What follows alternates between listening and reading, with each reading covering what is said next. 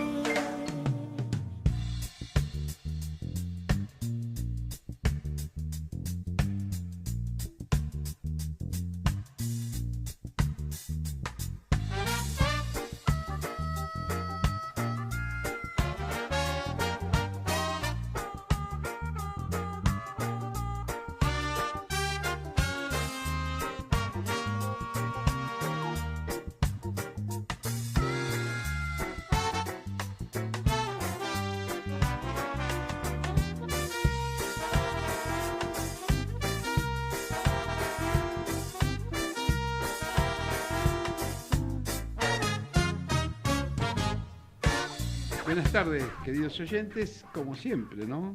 Los miércoles iniciamos un nuevo programa de Café y Finanzas y, por supuesto, en el veranito vamos a hacer un poco de descanso, pero vamos a seguir mandando las mejores partes de lo que se fue haciendo este año. Y además, como todos los programas, empezamos a hacer una descripción de lo que puede pasar en el mundo. Y acá voy a tomar alguna frase de este libro que me acaba de regalar José, pero no voy a decir por qué, porque sí lo voy a decir, ayer fue mi cumpleaños. Para los que intrigan, mis números suman 9, no les voy a decir por lo cual ustedes piensen, pero acá voy a tomar de este libro que se llama Yo Julia, de Santiago Posteguillo. Dice, luchamos por algo más grande que un imperio, dice apunta Julia, cuando empieza, digamos, en la contratapa del libro. Y entonces, si hay que luchar por algo más grande que un imperio, hay que pensar en la unión de los sentimientos y de los conocimientos para poder lograrlo. Simplemente es como una pequeñísima reflexión. Y esto viene a cuento un poco, ya que estamos en un libro de historia, viene a cuento un poco de lo que fue pasando en la Argentina, ¿no? Cuando las empresas empezaron a derrumbar, hubo un artículo muy conocido que decía unirse, crecer o morir. Un poco de lo que estábamos diciendo antes. ¿Cuánto tendrán que aprender los directivos de las empresas, los CEOs de las empresas a despojarse de sus egoísmos y empezar a consultar y empezar a unirse para ver qué nuevos negocios se pueden hacer en un mundo que está totalmente distorsionado con respecto a lo que conocieron hace 20 o 30 años atrás, donde los impuestos son la vedette. Esto le pasa a Macron y le pasa a Macri. Los impuestos se van comiendo a las empresas, se van comiendo lo poco que pueden ganar y, en definitiva, sus ganancias se transforman en pérdida. Son simplemente apuntecitos para que puedan ir pensando, reflexionando, y quizás algunas veces, cuando se despierten a la mañana temprano porque no puedan dormir, en meditar cómo hacer estas cosas. Hay que tomarlo con un poco de filosofía y con mucha alegría. Por supuesto, le ponemos puntos suspensivos y nos vamos a un poquito de música que seguramente Javier tiene preparada y de la mejor.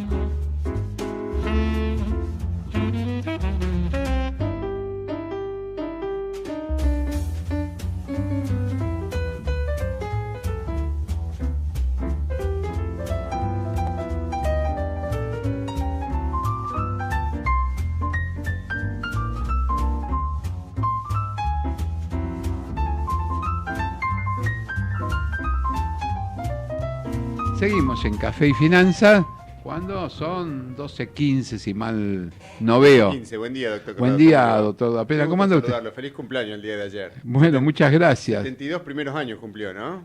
Sí, puedo llegar a los 300, porque he firmado un pacto por abajo. Usted es como el retrato de Dorian Gray. Claro. Tiene ahí un Eduardo Corrado pintado viejo que va envejeciendo y usted se mantiene joven y lozano. Ajá. Está bueno eso, ¿eh? Está bueno, ¿eh? ¿Se podrá hacer? Ojalá, se pudiese. Bueno, le doy las vías de comunicación: el WhatsApp 30 37 68 28, el teléfono 43 25 1220, el contestador 52 54 23 53. Y con respecto a las redes sociales, Twitter, Facebook, YouTube, en todos los casos, Ecomedios 1220, estos últimos en números. Ecomedios 1220. Y tenemos también el Twitter, que es Finanzas Café, @Finanzas Café, así que lo pueden seguir, ahí las publicaciones que pone nuestro productor, que son siempre extraordinarias, ¿no? Tiene una capacidad para seleccionar noticias interesantes y atractivas, así que bueno, pueden seguirlo ahí, en algún momento pondrá su foto él para que toda la gente lo conozca, dice que sí, que lo va a hacer. Bueno, doctor Corrado, ¿qué le regaló un libro para el Julia, del Imperio Romano, ¿no? Es del Imperio Romano. ¿Es la madre o la hermana de Julio César? Bueno, vamos a investigar ahora un poco. Bien. Creo que sí, ¿ves? Tiene un diálogo, dice, luchamos por algo más grande que un imperio, se apunta a Julia. Severo negó con la cabeza, decepcionado por la imprecisa respuesta de su esposa, y se puso de nuevo firme ante ella. Así empieza. Yo creo que ha cambiado muy poco en 2000 años el mundo, el ser humano, ¿no? En una evolución de 10.000 años, 2000 años no es demasiado tiempo, quizás ha conseguido mejores posibilidades de envejecer, ha alargado su horizonte de vida, pero lo que más ha cambiado no ha sido tanto el ser humano como la tecnología que utiliza el ser humano. De hecho, se ha acelerado de manera fenomenal en los últimos 100 años, da la impresión, ¿no? Cosas que hace 20, 25 años no eran del todo, ni siquiera existían y ahora son comunes y la gente no puede vivir sin eso, ¿no? Sí, pero a veces vuelven, ¿no? Vuelven a viejas tecnologías. Por ejemplo, en este libro, Yo, Julia, vos fíjate que él empieza con un poema de Robert Graves, lo publica en inglés, sí. Está publicado, y lleva a la vieja tecnología, por decirlo de alguna forma, de los escritores que usaban esa forma de comenzar sus libros, o con citas de los grandes filósofos, o con poesías de algún otro autor. Sí, que hace referencia a lo que se va a tratar en cada capítulo. Exactamente lo que te va a tratar en cada capítulo. Está muy bueno eso. Bueno, espero que lo lea usted en sus vacaciones, ahora que se va al Caribe. Sí, me lo voy a aprender de memoria para el año que viene. Ahora que se va al Caribe, que va a estar ahí en Saint Bart. No va a estar en Saint Bart, no, va a estar en Valeria del Mar, más cerquita, ¿no? Sí, más cerquita. Bueno, les cuento qué está pasando en los mercados. Ya cerraron 2 mercados, cerró el índice Hang Seng y cerró el índice Nikkei. En lo que hace Hang Seng, 0.20% para arriba. En Hong Kong, el Nikkei es el único que está en rojo, o que cerró en rojo, o que está en rojo, porque van cambiando en función del uso horario, el día de hoy. El Nikkei 0.60% para abajo. En lo que hace a Europa, el DAX alemán 0.59%, todos casi en sus mínimos de un año. O sea, hay una sensación, después le voy a ver una noticia que publica Cronista Comercial, pero hay una sensación generalizada de temor en los mercados mundiales. Da la impresión de que todo este periodo de bonanza que se había iniciado en el año 2002, que tuvo una suerte de parate en el 2008, pero que después retomó, está llegando a un cambio de clima. Como dice en la serie de Game of Thrones, Winter is coming, ¿no? El invierno se está acercando, un invierno económico a nivel internacional. Hay algunas señales también de China que se está desacelerando. Hoy se publicaron datos de la cuenta corriente de Estados Unidos, se ha empeorado significativamente y eso no es una buena noticia. Hay 2 noticias que son malas para Estados Unidos. Por un lado, la cuenta corriente, lo que de alguna forma apunta a una necesidad de debilitar el dólar. Y en segundo lugar, el déficit fiscal, que si Estados Unidos llega a entrar en algún tipo de situación de crecimiento bajo o recesión, el déficit fiscal, que actualmente es muy, muy significativo, puede ser mucho más significativo. Todo eso conduciría a una situación de necesidad de emitir dólares, de devaluación del dólar y eventualmente inflación en Estados Unidos. Digamos, eso es hacia donde de alguna manera se va encaminando este largo periodo de crecimiento que va llegando a este otoño y que eventualmente se está intentando a través de diferentes mecanismos, sobre todo la Reserva Federal de Estados Unidos, que no se transforme en un invierno. El Dow Jones, el índice DAX entonces 0.59% para arriba, el FTSE inglés 0.81% para arriba, pero como decíamos, todo cerca de sus mínimos de los últimos 12 meses. En lo que hace a los mercados de Estados Unidos, los 2 índices principales, el S&P 500 0.76% para arriba y el índice Dow Jones 0.47% para arriba. De todas formas, no es un muy buen año para los índices de acciones estadounidenses. Es un año que han sufrido bastantes, al igual que el resto de los mercados. Y acá tenemos 2 datos. El índice de volatilidad en Estados Unidos del VIX ya está en 25%. Si bien cae un poquito el día de hoy, 2.27%, está muy por encima de los valores históricos de largo plazo. Recordemos que hace menos de un año estaba en valores de 9%. Eso significa que la volatilidad esperada era baja, el grado de incertidumbre esperada era baja. Que esté en niveles del 25% refleja de alguna manera la expectativa de un horizonte, al menos en los próximos 30 días para las acciones, bastante incierto. Y la tasa de los bonos a 10 años cae, sigue cayendo, llegó a 3,20, ahora está 2,81%. Pero no es la buena noticia. Hay una buena noticia que caiga la tasa de los bonos a 10 años. Eso es una buena noticia, pero quizás es por los malos motivos. Es decir, que caiga la tasa de los bonos a 10 años es... si cayese porque hay menores expectativas de inflación sería una buena noticia, pero si cae porque los inversores a nivel internacional están buscando refugio en esos bonos, eso significa que hay una contracción monetaria a nivel internacional, se salen de las acciones, se salen de los mercados emergentes y de alguna forma vuelan hacia bonos más estables. Eso es consistente con lo que mencionábamos antes, ¿no? El hecho de que los índices accionarios a nivel internacional están cerca de sus valores mínimos en los últimos 12 meses.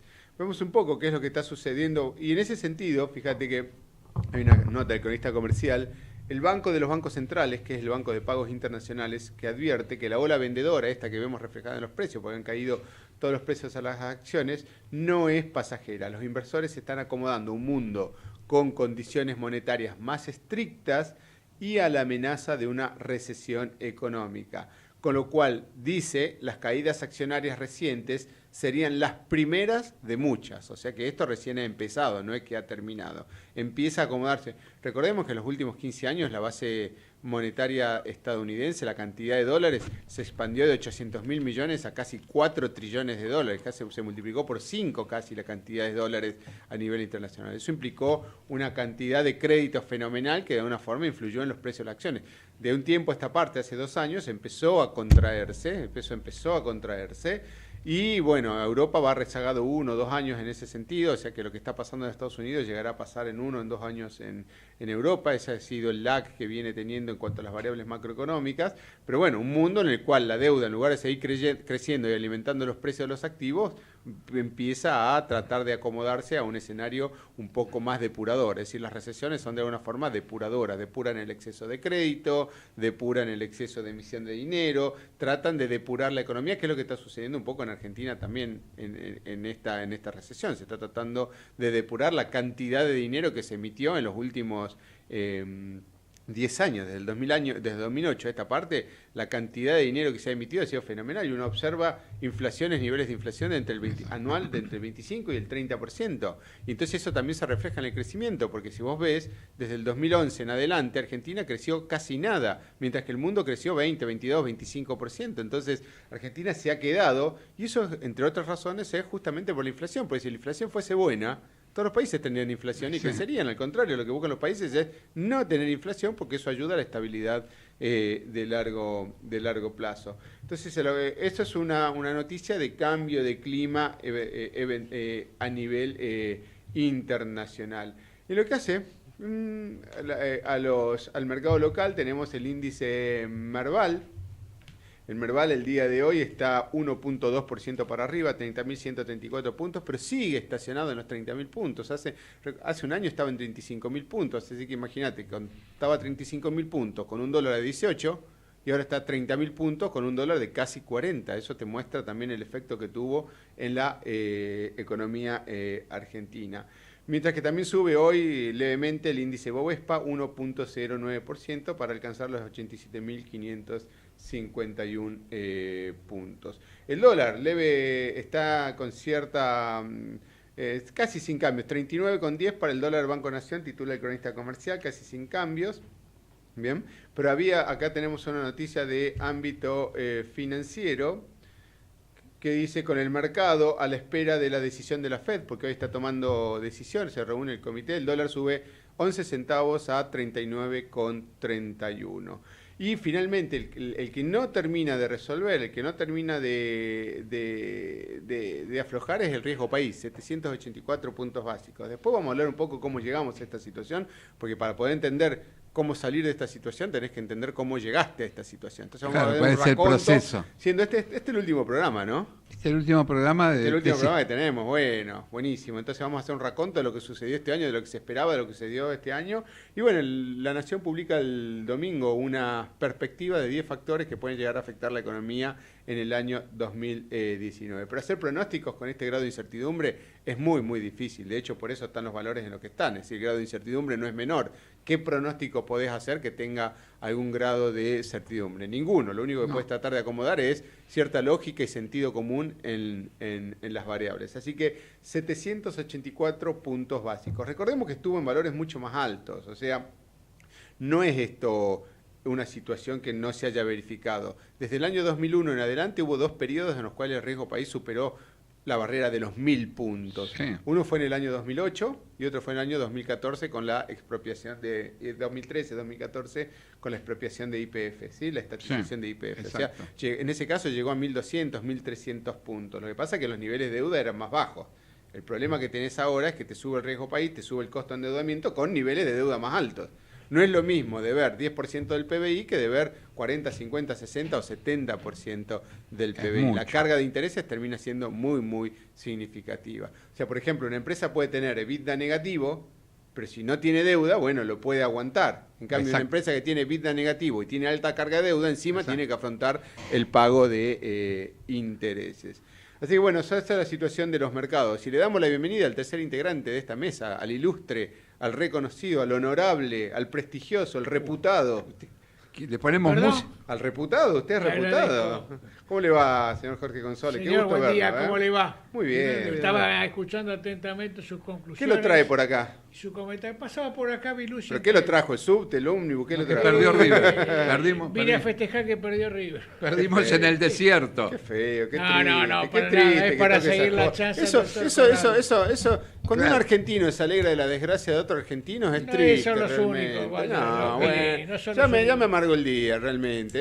Uno que se pone contento cuando los logros de los argentinos, cuando un argentino triunfa en el exterior, cuando un argentino logra algo, y ahora resulta que usted se alegra porque disculpe, doctor Corrado, me tengo que ir porque largo acá el micrófono y me voy, como hacen en todos los programas. El micrófono que es de la radio, pero de todas maneras, sería bueno, interesante hilar acá una pregunta. ¿Qué fue el mejor logro del 2018 para la Argentina?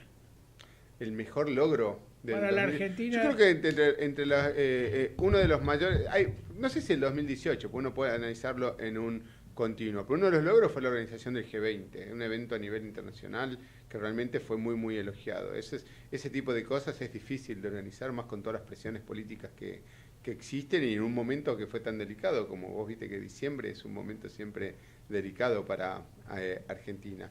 Y el segundo punto fue tratar de acomodar las tarifas. El hecho de que finalmente las tarifas se hayan podido acomodar a la realidad, no solo económica, sino a la realidad del país. Y todavía no han terminado, pero eso ha sido uno de los grandes hitos. Es decir, poder restablecer condiciones de equilibrio en las tarifas que permitan que justamente se adecue, se normalice la situación con respecto al resto del país. Porque la gente a veces piensa que todo el país estaba recibiendo tarifa de transporte bajo, tarifa de electricidad bajo, tarifa de gas baja. Y no era algo así. Era una situación que específicamente estaba recibiendo un sector ubicado geográficamente en esta zona. Esos son dos hitos que son muy... ¿Cómo? El tema subsidios también.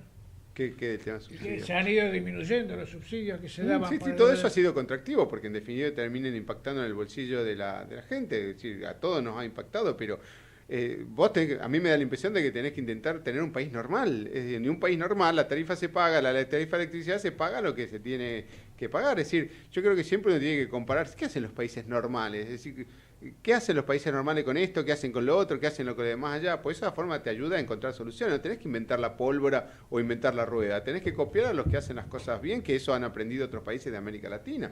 Vos fíjate que Bolivia tiene niveles de inflación del 3, del 4%. Brasil está resistiendo toda esta situación de una manera bastante más sólida. Lo mismo sucede con Chile, Perú. El único que de una forma tiene condiciones anormales y mayores vulnerabilidades es Argentina. Entonces la pregunta es ¿por qué llegas a esa situación? ¿Y qué deberías hacer para ser un país normal? Es decir, ¿cómo deberías lograr tener un país que sea normal en lo financiero, normal en lo político, normal en lo judicial, normal en lo previsional, normal yo creo que la gente ni siquiera a este punto aspira a tener una superpotencia. Viste que en algún momento Argentina superpotencia. potencia, Argentina, etcétera, la superpotencia que nunca fue Argentina. Lo único que yo creo que con ese pensamiento al final terminás teniendo un país anormal y damos un país normal nomás, en el cual haya cierta previsibilidad, que haya un nivel impositivo bajo, como en el resto de los países, que haya un nivel de inflación bajo, como en el resto de los países, que haya un tamaño del Estado bajo, como en el resto de los países, que la cuenta corriente sea estable, como en el resto de los países, que haya un mercado de capitales razonable, como en el resto de los países. Eso es lo que haya un sistema judicial que penalice, que se aplique las leyes, como en el resto de los países. Es decir, querés inventar la rueda, entonces de alguna forma no te sale, porque vos vas en un sentido mientras el resto va por otro lado, ¿no? Y bueno, acaba de sumar a la mesa uno más, el cuarto integrante de este grupo. De la Corte, el doctor Ricardo Ustedes saben que ustedes me hacen acordar, ustedes, ¿no? Los tres, yo no, porque yo no me considero parte de este grupo. Exactamente, yo no me considero parte de este equipo, ¿no? Pero ¿no? ¿vio el Dream Team? Sí. Ustedes son el Drink Team de tomar, ¿vio? Mire usted. Bueno, pero toman agua, toman gaseosa, toman ese tipo de pero cosas. Pero este es un catering que ofrece el doctor Corrado. Sí, por su cumpleaños.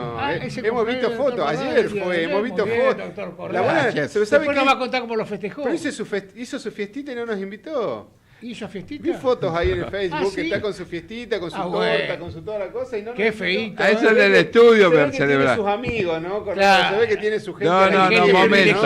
Momento, voy a aclarar. Celebramos en otro medio y después cuando llegué al estudio. En otro medio, ¿se da cuenta? ¿Qué? ¿Un multimedia? ¿Usted qué tiene? Un programa por todos lados. Date, el hombre. Después en el estudio las chicas celebraron el cumpleaños. Mirá. Y acá nada. No, bueno, acá tenemos. No, sí, acá podemos degustar un catering. ¿Por qué me quiere? No. Acá hay un catering para degustar excelente. Sí, que lo trajo el doctor Corrado. Como que si con eso nos compensás el hecho que no nos invitó a su fiesta. ¿Usted qué quiere, que lo lleve a cenar a algún lado en especial? Usted a Corrado no sé, haga lo que quiera. Es problema suyo con Corrado. A mí no, pues yo no cumplo años. Así que hable por ustedes dos. Si ustedes tienen algo, vayan y hagan lo que tengan que hacer. A mí realmente respeto todo. Saludarlo y desearle que pase, bueno, que le haya pasado muy bien, nada más. Doctor Malano, buen día. Qué gusto buen día, verlo acá. ¿Cómo andan? Muy bien. ¿Qué estaba haciendo escritos? ¿Qué estaba espectacular, haciendo justicia, como es habitual. Uy, en este país, ¿cómo hace? No, ¿cómo? Haciendo justicia. La Corte Suprema hizo justicia con los jubilados. Sí, cuénteme.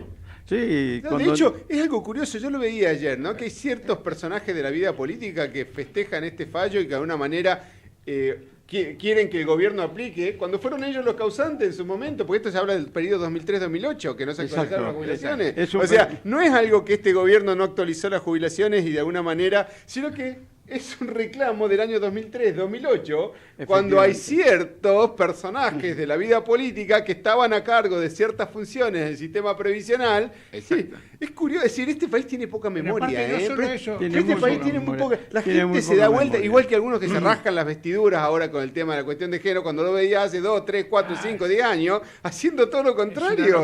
¿Qué pasó en esto? Es decir, ¿qué pasó en todo este proceso?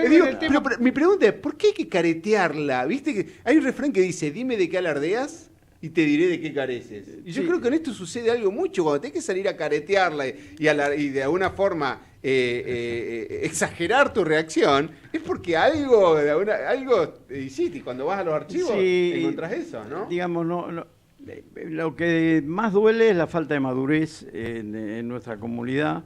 Y también duele que la Corte Suprema este fallo innecesariamente lo ponga en vigencia al cierre del año, cuando en el marco de un enfrentamiento político con el Ejecutivo, que no lo tuvo ni siquiera con Cristina, con la cual hubo un enfrentamiento político entre la Corte Suprema y el Ejecutivo. Pero de hecho fue el primer gobierno de la administración Kirchner, el que no actualizó las jubilaciones. Aparte le acaban de recortar las facultades a Rosenkrantz, el presidente, con una disputa interna real. Absolutamente baladí. O sea, vamos por partes.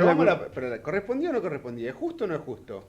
¿Qué cosa? El fallo. El momento es inapropiado. ¿Es justo o no es justo? El fallo es justo, es razonable. Pero el momento es inadecuado y la Corte debe juzgar los momentos para producir ciertos fallos, porque no es el fallo en favor de un jubilado, es una cifra de dinero que descoloca al gobierno de cara a un acuerdo con el Fondo Monetario. Son 1.700 casos los que son susceptibles de aplicar jurisprudencia, no más que eso. No, los 1.700 casos que están en la Corte, no para todo. No, es pero 1 a 1. Es para un volumen, unos 70.000 millones de pesos. Generaría el impacto sobre 11.000 500 juicios aproximadamente, a los cuales se les aplicaría. Sí. Pero esto no es yo pienso que es el don de la oportunidad. Es decir, uno espera que la Corte Suprema, que es cabeza de uno de los tres poderes, tenga un criterio de los momentos adecuados, con una ponderación de lo justo, pero también con una ponderación de lo político-social, ¿no es cierto?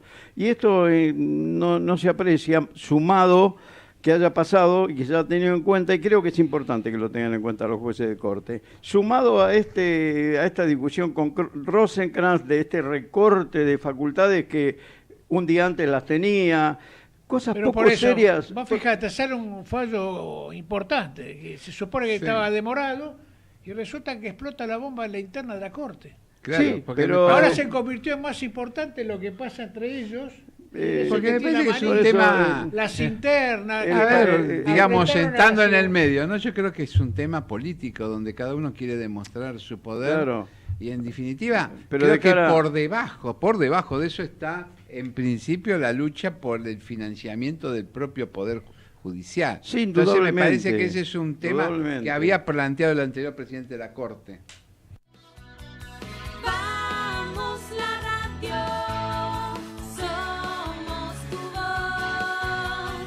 Vamos con Eco, siempre la verdad y la mejor información. Ay, pero qué tarde, ¿qué se me hizo? Me tengo que apurar porque si no, no llego.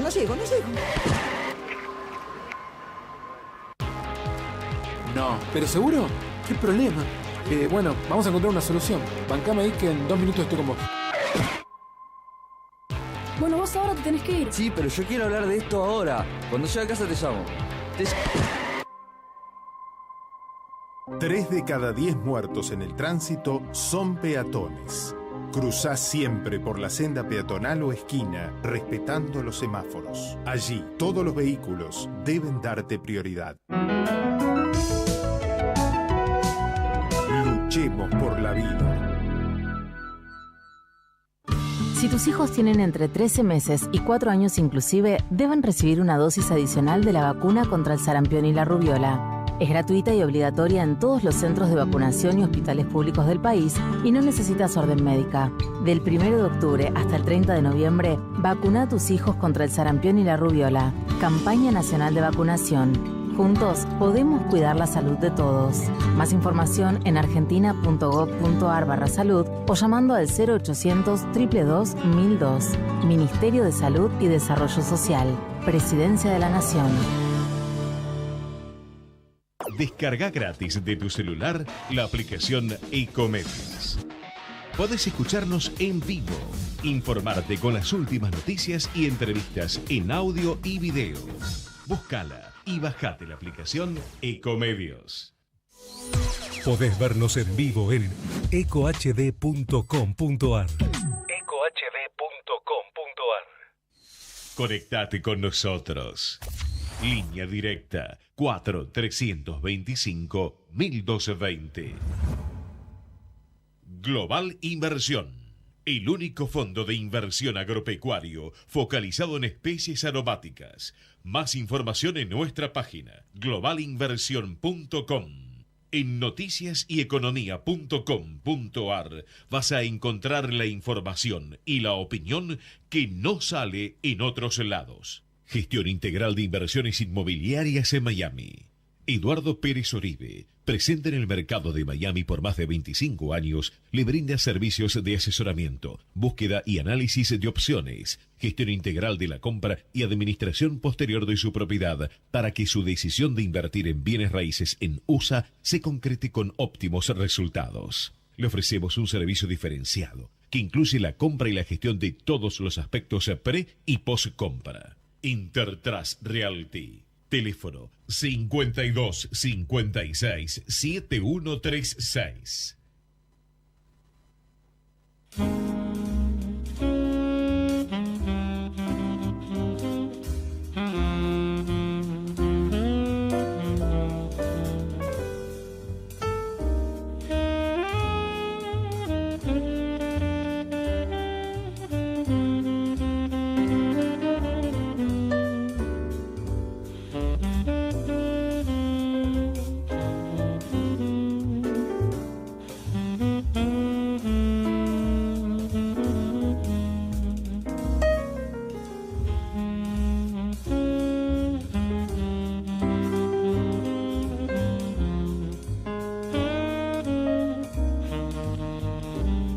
Seguimos en Café y Finanzas. ¿Qué hora es? 12:41. ¿Cómo ha pasado el tiempo? ¿Cómo ha pasado el año? Tal ¿Cómo ha cual. pasado? La gente está muy cansada, ¿eh? La sensación generalizada en todos lados es que ha sido un año muy pesado. intenso. Recordemos que a comienzo de año se hablaba de un cierto nivel de crecimiento, quizás un 1%, se hablaba de un nivel de inflación del 23%, se hablaba de un dólar a fin de año de 23, 24, no más que eso, y terminamos un año con 48% de inflación, eso es lo que se estima que vamos a terminar, es la inflación más alta desde el 1991, es decir, que ni siquiera la salida de la convertibilidad tuvo un nivel de inflación tan alto como es el que estamos teniendo en este año. Y las perspectivas para el año que viene son de una inflación del 23%, entre el 23 y el 28%. Habrá que ver qué es lo que termina Es que, José, las sucediendo. expectativas son creíbles a esta altura. Lo que Bueno, te las dice el expectativas gobierno. son expectativas, es decir... Bueno, pero por eso. qué sé yo. Lo que pasó este año es que, bueno, fíjate que hasta el año 2017 vos tenías un dólar que estaba pisado por la tasa y le estaban emitiendo Levax y tenía un contexto internacional en el cual entraban dólares a la Argentina. De hecho, que este gobierno se endeudó en 160.000 millones de dólares. Esa es la cifra aproximada que subió la deuda en estos 3 años. ¿Y cuánto subieron las reservas? No subió tanto tampoco. No. Entonces... ahí tenés, si hicieras un análisis contable, te das cuenta más Claro. o menos Rápidamente lo que te das terminó cuenta con eso. sucediendo. Entonces vos traías una situación heredada bastante crítica. De hecho, traías un avión que se estaba cayendo. Es decir, lo único que quería la administración anterior era llegar a diciembre del 2015 y entregar cepo, es decir, todas las restricciones, tarifas pisadas, cepo, los juicios todos estos juicios también demorados, y una situación en la cual a lo único que quería llegar la anterior administración es entregar el gobierno sin que le pase nada, exactamente. Y este gobierno... Sin entregar el bastón. Sí, y este gobierno lo que hizo fue de alguna forma tomar eso, y no sabemos si el contrafáctico nunca va a existir, porque ¿cómo vas a decir? Es como dice el refrán, si mi abuela tuviera ruedas sería una bicicleta, pero no la tiene, ¿qué va a hacer? Así que la cuestión es lo que pasó, y la realidad es que durante estos 2 años, de 16-17, el déficit fiscal empeoró, el déficit de cuenta corriente empeoró, entró dinero, se pisó el dólar a través de la tasa y finalmente eso cambió y te generó una situación de vulnerabilidad muy alta que se revirtió este año, porque de repente la gente el mercado te prestaba dinero y de repente te dicen, a ver, ¿cómo tenés? ¿Déficit fiscal? No, viene mal. ¿Cuenta corriente? Viene mal. ¿De dónde vas a sacar los dólares? ¿Sí?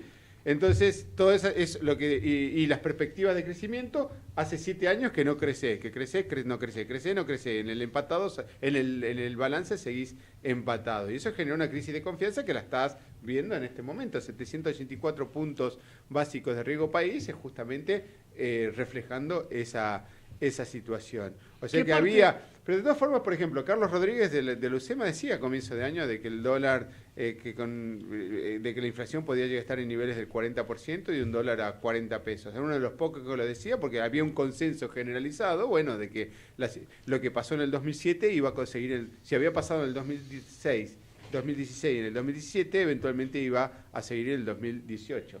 Entonces vos decís, ando desnudo por la calle, y sí, mientras haga calor está todo perfecto, no te das cuenta de la vulnerabilidad que tenés, pero de repente se largó la lluvia, hizo frío, y otro que andaba más abrigado está enfrentando toda esta situación de una forma un poco más, digamos, protegido, ¿no?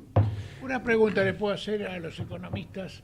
¿Qué No, acá porcentaje de... Uno solo. ¿Qué porcentaje de deuda No de tengo la la Argentina menor está idea. comprometida con el Producto Bruto Interno? ¿Cuánto está comprometido? ¿Qué porcentaje del de la Producto deuda Bruto Interno debe ser está entre comprometido por la 60, deuda externa de este país? 60-70% aproximadamente. Más o menos. Todo depende de la tasa. Por ejemplo, Japón tiene 200% del PBI de deuda. Y el tiempo. Pero la tasa es 0. ¿Sí? Entonces vos no importa cuánto tengas.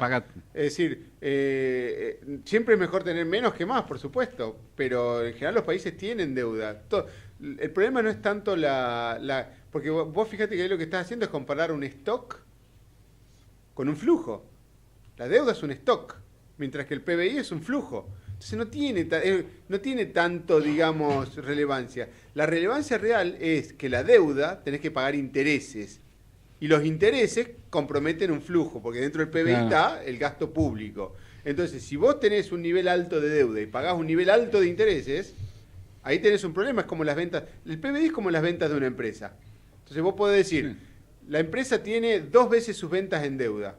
Pero la pregunta es cuánto paga de tasa de interés, cuánto de las ventas están comprometidos para cubrir los servicios financieros, porque eventualmente vos podés hacer un rollover de deuda. De hecho, los prestamistas te hacen rollover. La idea del prestamista es prestarte plata, no. Claro. Es como el que tiene un inmueble. La idea del que tiene un inmueble es alquilarte el inmueble, no recibirlo a los 2 años. Es decir, si él pudiese, lo tendría todo el tiempo alquilado. Lo mismo sucede con el capital, o sea que existe un compromiso implícito de rollover, pero la respuesta es ¿a qué tasas estás pagando eso? Entonces, un nivel alto de deuda te compromete mucho más cuando, por ejemplo, estás subiendo tu tasa de riesgo país. Vos fíjate que lo que se estima para el año que viene, si el déficit primario es 0, es que tengas que pagar 3 puntos del PBI en intereses.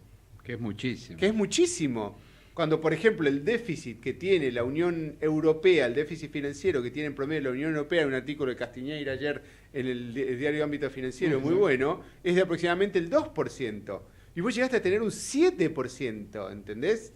Llegaste a tener un 7% en el año 2017 de déficit consolidado. Entonces, ese es el desafío que vos tenés, cómo revertir una situación en la cual te estás endeudando a tasas crecientes y no estás generando los recursos para repagar esa deuda. Eso se llama en economía la condición de transversalidad. O sea que si vos tuvieras una deuda del 100% del PBI, pero estás como Japón, que no pagás intereses, que la tasa es 0, ¿qué problema te hace? No te consume recursos. Pero vos podés tener una deuda del 30% del PBI y pagar 20% de tasa de interés y se va a llevar 6 puntos del PBI. Entonces, ¿quién está mejor? ¿Japón o el que tiene 200 o el que tiene 30%? Y vos decís, mirá Japón toda la deuda que tiene, pero veamos a qué tasas estás pagando esa deuda y cómo estás generando los recursos para pagar esa deuda, tanto de la cuenta corriente. ¿Y cómo se imprimen dólares? Vos podés imprimir dólares.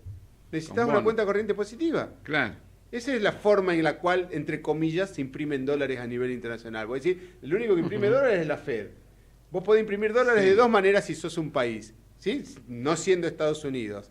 La primera es que te entre plata, capitales. ¿Cuál es el problema de eso? Que después lo tenés que devolver.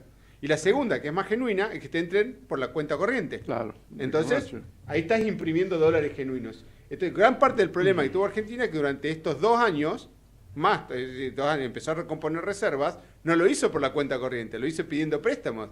Y después viene y te dice, che, devolveme la plata. Uy, pero no genero plata. Claro. Devolveme los dólares, yo no genero dólares. ¿Y de dónde voy a sacar dólares? Ese fue el problema de la convertibilidad, que fue agravado por el multiplicador monetario. Por el multiplicador monetario vos tenías 60.000 millones de dólares de depósito y 30.000 millones de dólares de reservas. Entonces, ¿cómo hacías para devolverle a todos al mismo tiempo? Ahora no tenés ese problema, por eso no corren riesgo los depósitos en dólares. Pero sí seguís teniendo el mismo problema a nivel internacional, que de forma recurrente, que es un problema de balanza de pagos. No generás los suficientes dólares para pagar tus compromisos externos, que Argentina viene teniendo desde el año 60. Es decir, desde el año 60 viene la Argentina con problemas de balanza de pagos, que el resto de los países lo ha aprendido y Argentina de alguna forma no ha aprendido la lección. ¿Viste? Es como no sé, le leí ayer, antes de ayer, ¿no? Tenés el iceberg y viene el capitán y dice, y le demo de nuevo, y le demo de nuevo, y dice, por ahí no funciona. Einstein tenía una frase, la atribuyen a él, que decía, no esperes resultados diferentes si seguís haciendo lo mismo. Claro. Es exactamente igual. Seguís de alguna manera repitiendo los mismos errores. Es decir, con déficit fiscal, ¿vas a mejorar? No. Con déficit de cuenta. Hay algo de lo que no se habla, que de alguna forma lo hablaste y lo mencionaste vos, el déficit previsional. No, ese Por un lado, lo que hizo la administración anterior, que blanqueó un montón de jubilados que no tenían aportes. Nada, no había nada de reserva. No había gente, un montón de gente que se jubiló y nunca había aportado. ¿Dónde estaba? Alguien la tiene que poner esa plata. Y este gobierno con la reparación histórica hizo algo similar también. No digo que esté bien o que esté mal. La cuestión al final del día, si venís del área de economía y finanzas, es ¿de dónde sale la plata para esto? Claro, no sabés. Es decir, es un tema de restricción presupuestaria. ¿De dónde sale la plata? Porque alguien lo tiene que pagar. Entonces Argentina de alguna manera se ha acostumbrado históricamente a que se lo paguen de afuera. Se lo pagan de afuera hasta que vienen los problemas de crisis cada 10 años. ¿Sí? Exacto. Hasta que, bueno, lo que estás viendo eso es una intención, un aprendizaje a nivel mundial también, de decir, bueno, lo que termina pasando cuando apretás a un país demasiado es casos como los de Venezuela, que se radicaliza el país. Entonces estás tratando de lograr una transición en democracia hacia un país normal, gane quien gane el año que viene, ¿no? Exacto. Y por otro lado, los que dirigen los países y los que dirigen empresas tienen que empezar a comprender, a veces, yo digo los títulos, ¿no? Un poco porque uno está en los medios y entonces le gusta leer un poco los títulos. Pero tenés que comprender y ver las contradicciones. Por ejemplo, el líder chino dice, nadie puede dictarle al pueblo chino lo que debe hacer o no hacer. Esto se le hace como un desafío a Estados Unidos. Pero por otro lado, por abajo dice, Pekín le vuelve a comprar soja a Estados Unidos. Entonces, bueno, pero una cosa son las necesidades geopolíticas y otra cosa es el discurso. Claro, el discurso y el dinerillo. realidad. Por otro lado, mirá vos, es un buen tema para analizar lo mejor en las universidades. Dice, esto está en China, imparten economía de mercado socialista. Dice, boom de las escuelas de negocios en Pekín entre Marx y el dólar. Son 300 instituciones que enseñan la carrera y los estudiantes aprenden la complejidad del modelo y sus contradicciones.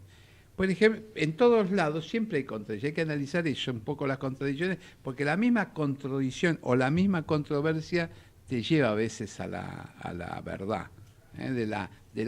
Si no hubiera controversia, todo sería bueno, pero eso es de alguna forma el análisis lógico que escuchaban los griegos. Que vos vas por razonamientos lógicos llegando a una contradicción, que de alguna forma te das cuenta. Sucede mucho, vos ves las contradicciones permanentes que ves en la gente que está en la televisión o que escribe notas o que en un ámbito dice una cosa y en otro dice otra, cuando en realidad pero no podés estar en contradicción lo que decís en un lado y haces en otro, ¿no?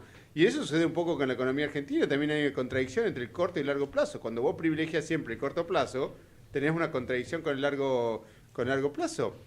Se te hace difícil. Preguntan a los economistas, si mañana viniera un inversor del extranjero, los visita el doctor Corrado, el doctor Da Peña y le dice, muchachos, tengo tanta plata, ¿qué hago? ¿La pongo en Argentina? Y si la pongo, ¿en qué la pongo?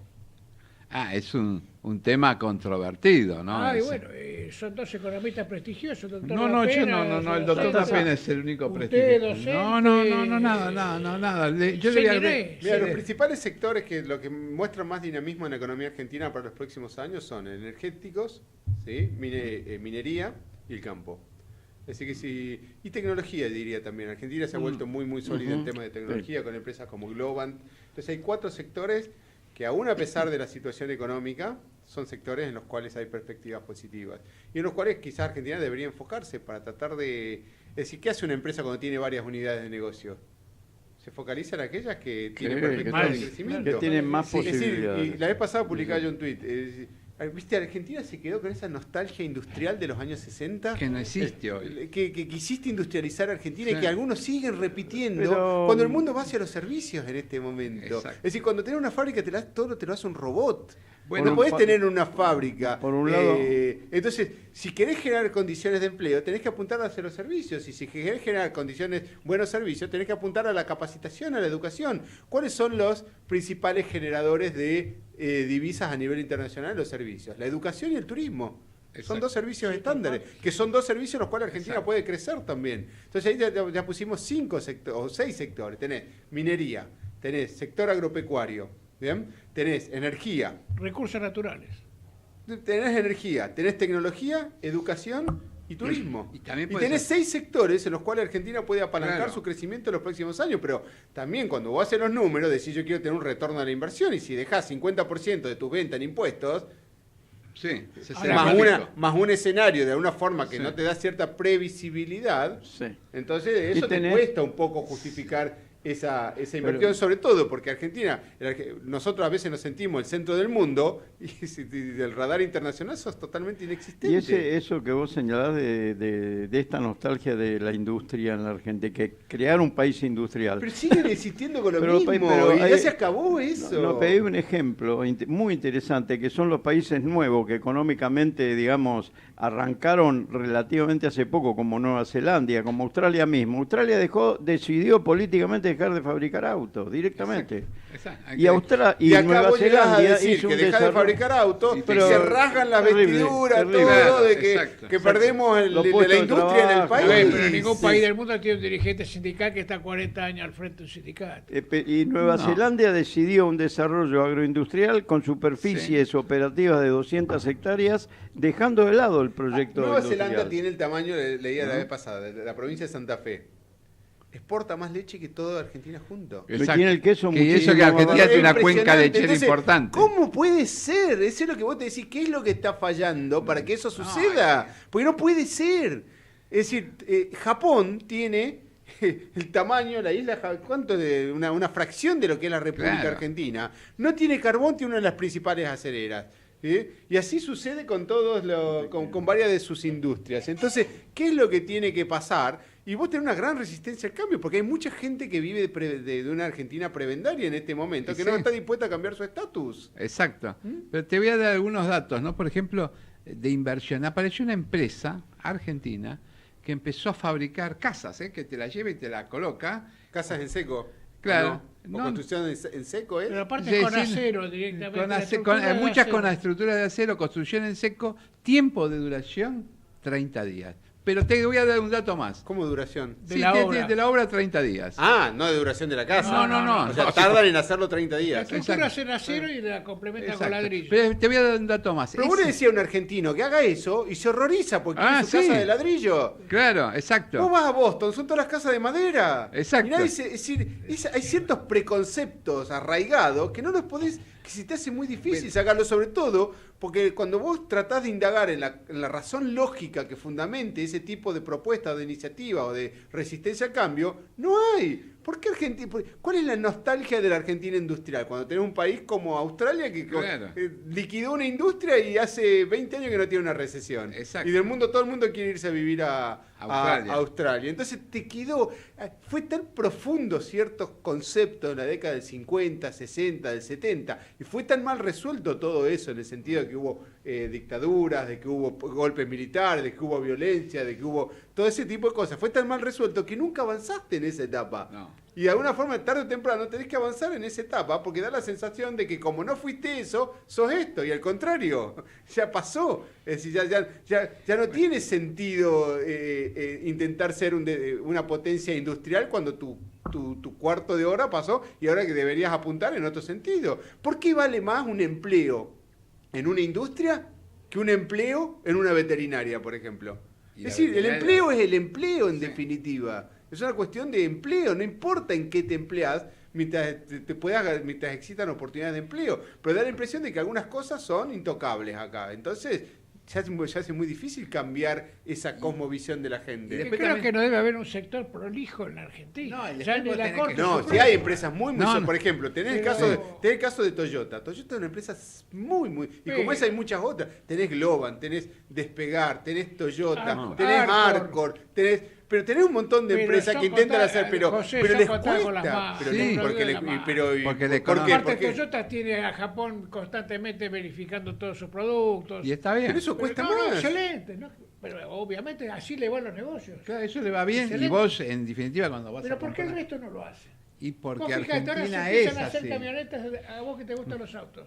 Bueno. Nissan ya se fabrica en la fábrica de Renault en Córdoba. Bueno, vos fijate. Y ahora empieza Mercedes te voy a dar un dato. En el libro que tuvieron la gentileza de regalarme el día que fui al evento de la UCEMA, que lo escribe Emilio Ocampo y Roque Fernández, no se privan de hacer un desglose en el medio sobre la Argentina. Y citan nada menos que a Freud y a Fromm, que fue el continuador, digamos, un poco de Freud, y dicen por qué la Argentina le va así. Entonces les recomiendo leer eso y les recomiendo leer algunos apuntes para comprender lo que es la Argentina y por qué a veces vos tenés que complementar.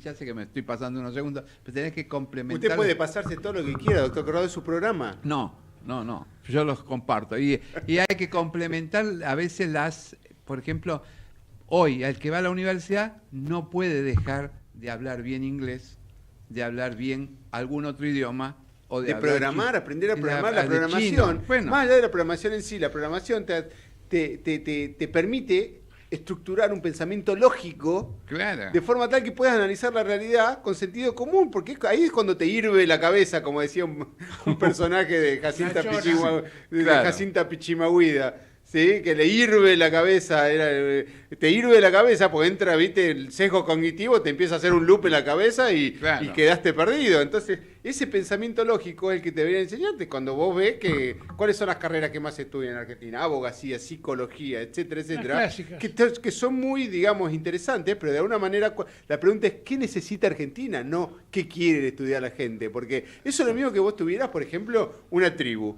Y la tribu, una tribu de 100 personas, ¿sí? Que viven en la selva, que vive de la caza, de la pesca. Y la tribu todos quieren ser cocineros. Ah, bueno. Se mueren de hambre. Es decir, lo que aplican en esa escala, aplican en una más escala. Bueno, imagínate que te vengan todos y te digan, no, mi vocación es ser cocinero en la tribu. Bueno. Sí, ¿sabes qué? Necesitamos un guerrero para que nos defienda, alguien nos tiene que defender. Necesitamos alguien que case, alguien que pesque, ¿viste? Exacto. Bueno, vamos ahí al corte y seguramente nos va a poner música que de cazar, de irnos a cazar. Ahí va. Desde Buenos Aires, transmite LRI 224, AM 1220, Ecomedios. A través del Estado en tu barrio, ya se realizaron más de 4 millones de trámites en todo el país. Miles de vecinos pudieron gestionar el DNI, solicitar la tarifa social y consultar sobre PAMI y ANSES de manera fácil, cerca de sus casas y sin intermediarios. Para saber todo lo que podés hacer en el Estado en tu barrio, entra a www.argentina.gov.ar/el Estado en tu barrio. Te esperamos en el próximo. Presidencia de la Nación. Descarga gratis de tu celular la aplicación Ecomedios. Podés escucharnos en vivo, informarte con las últimas noticias y entrevistas en audio y video. Búscala y bajate la aplicación Ecomedios. Tengo algo excelente para recomendarte. MGN Salud es una empresa de medicina que te da más servicios, más beneficios y la mejor atención. Anota, llama a MGN Salud al 4629-3351. Podés asociarte ahora y aprovechar tus aportes. Llama al 4629-3351 y asociate a MGN Salud. MGN Salud llegó para cuidarte. Superintendencia de Servicios de Salud, www.sssalud.gov.ar, 0800-222-72583. RENEM, número 117924. La información que pasa por ECO está en ecoya.com.ar. Conectate con nosotros. Twitter @ecomedios1220. Global Inversión. El único fondo de inversión agropecuario focalizado en especies aromáticas. Más información en nuestra página globalinversión.com. Mantenete siempre informado en www.noticiasyeconomía.com.ar. Gestión integral de inversiones inmobiliarias en Miami. Eduardo Pérez Oribe, presente en el mercado de Miami por más de 25 años, le brinda servicios de asesoramiento, búsqueda y análisis de opciones, gestión integral de la compra y administración posterior de su propiedad para que su decisión de invertir en bienes raíces en USA se concrete con óptimos resultados. Le ofrecemos un servicio diferenciado que incluye la compra y la gestión de todos los aspectos pre y post compra. Intertrust Realty. Teléfono 52 56 7136.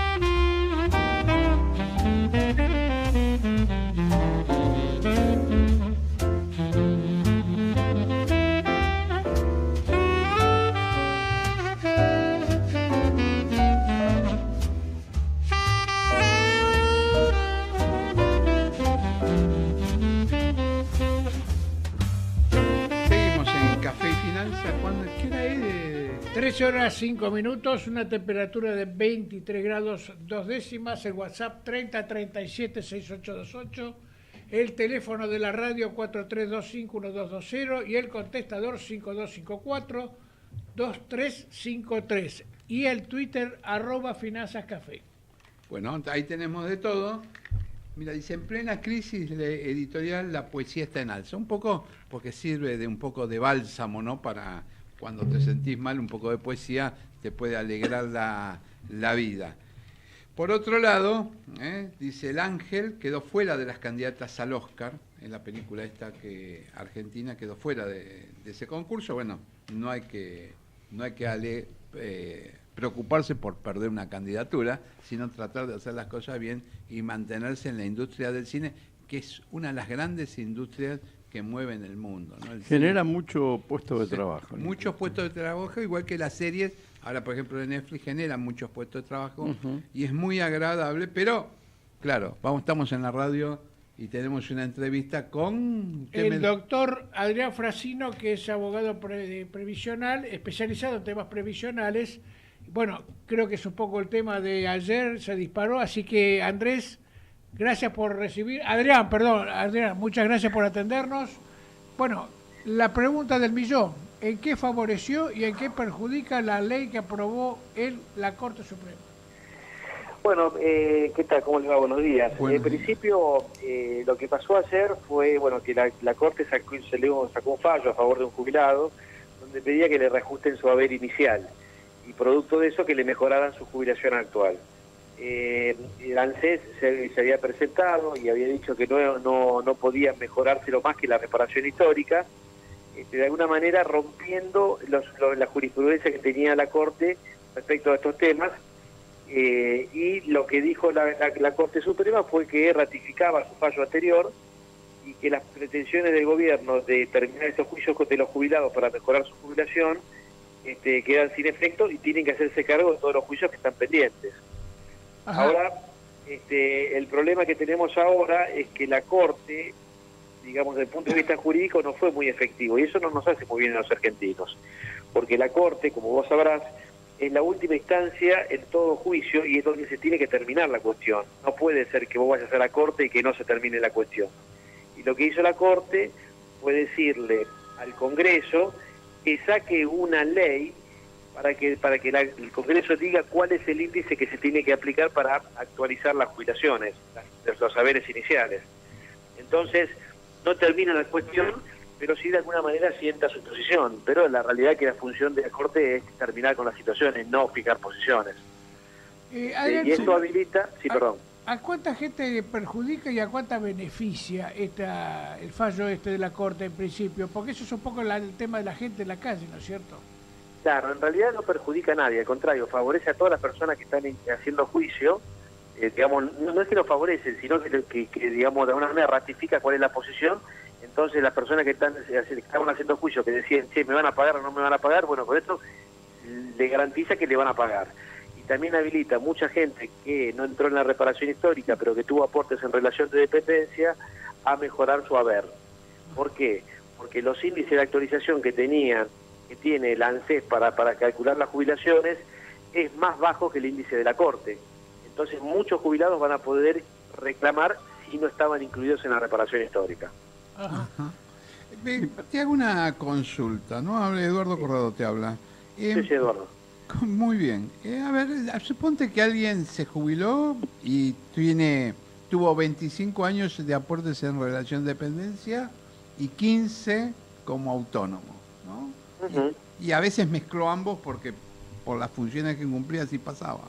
Y sin embargo se jubiló y le dieron la mínima o muy cerca de la mínima, 200 pesos más arriba de la mínima. ¿Ese qué puede hacer para mejorar su ingreso jubilatorio? Bueno, mira, ahí la Corte también lo diferencia, es 7, en realidad no dice que no, pero diferencia a los que se jubilaron antes de mayo del 2016 y después del 2016. Lo diferencia porque ahí apareció la reparación histórica, pero lo diferencia, pero no invalida el resto, con lo cual todos los que estarían jubilados tendrían este beneficio. Yo te digo cómo sería el caso ese.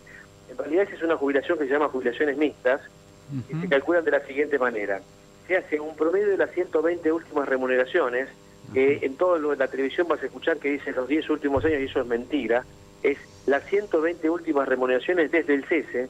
O sea que si vos dejaste de trabajar en relación de dependencia en el año 2001, te van a agarrar desde el 2001 para atrás las 120 últimas remuneraciones, y si no son seguidas, saltean el tiempo vacío y te siguen buscando hasta las 120 últimas remuneraciones.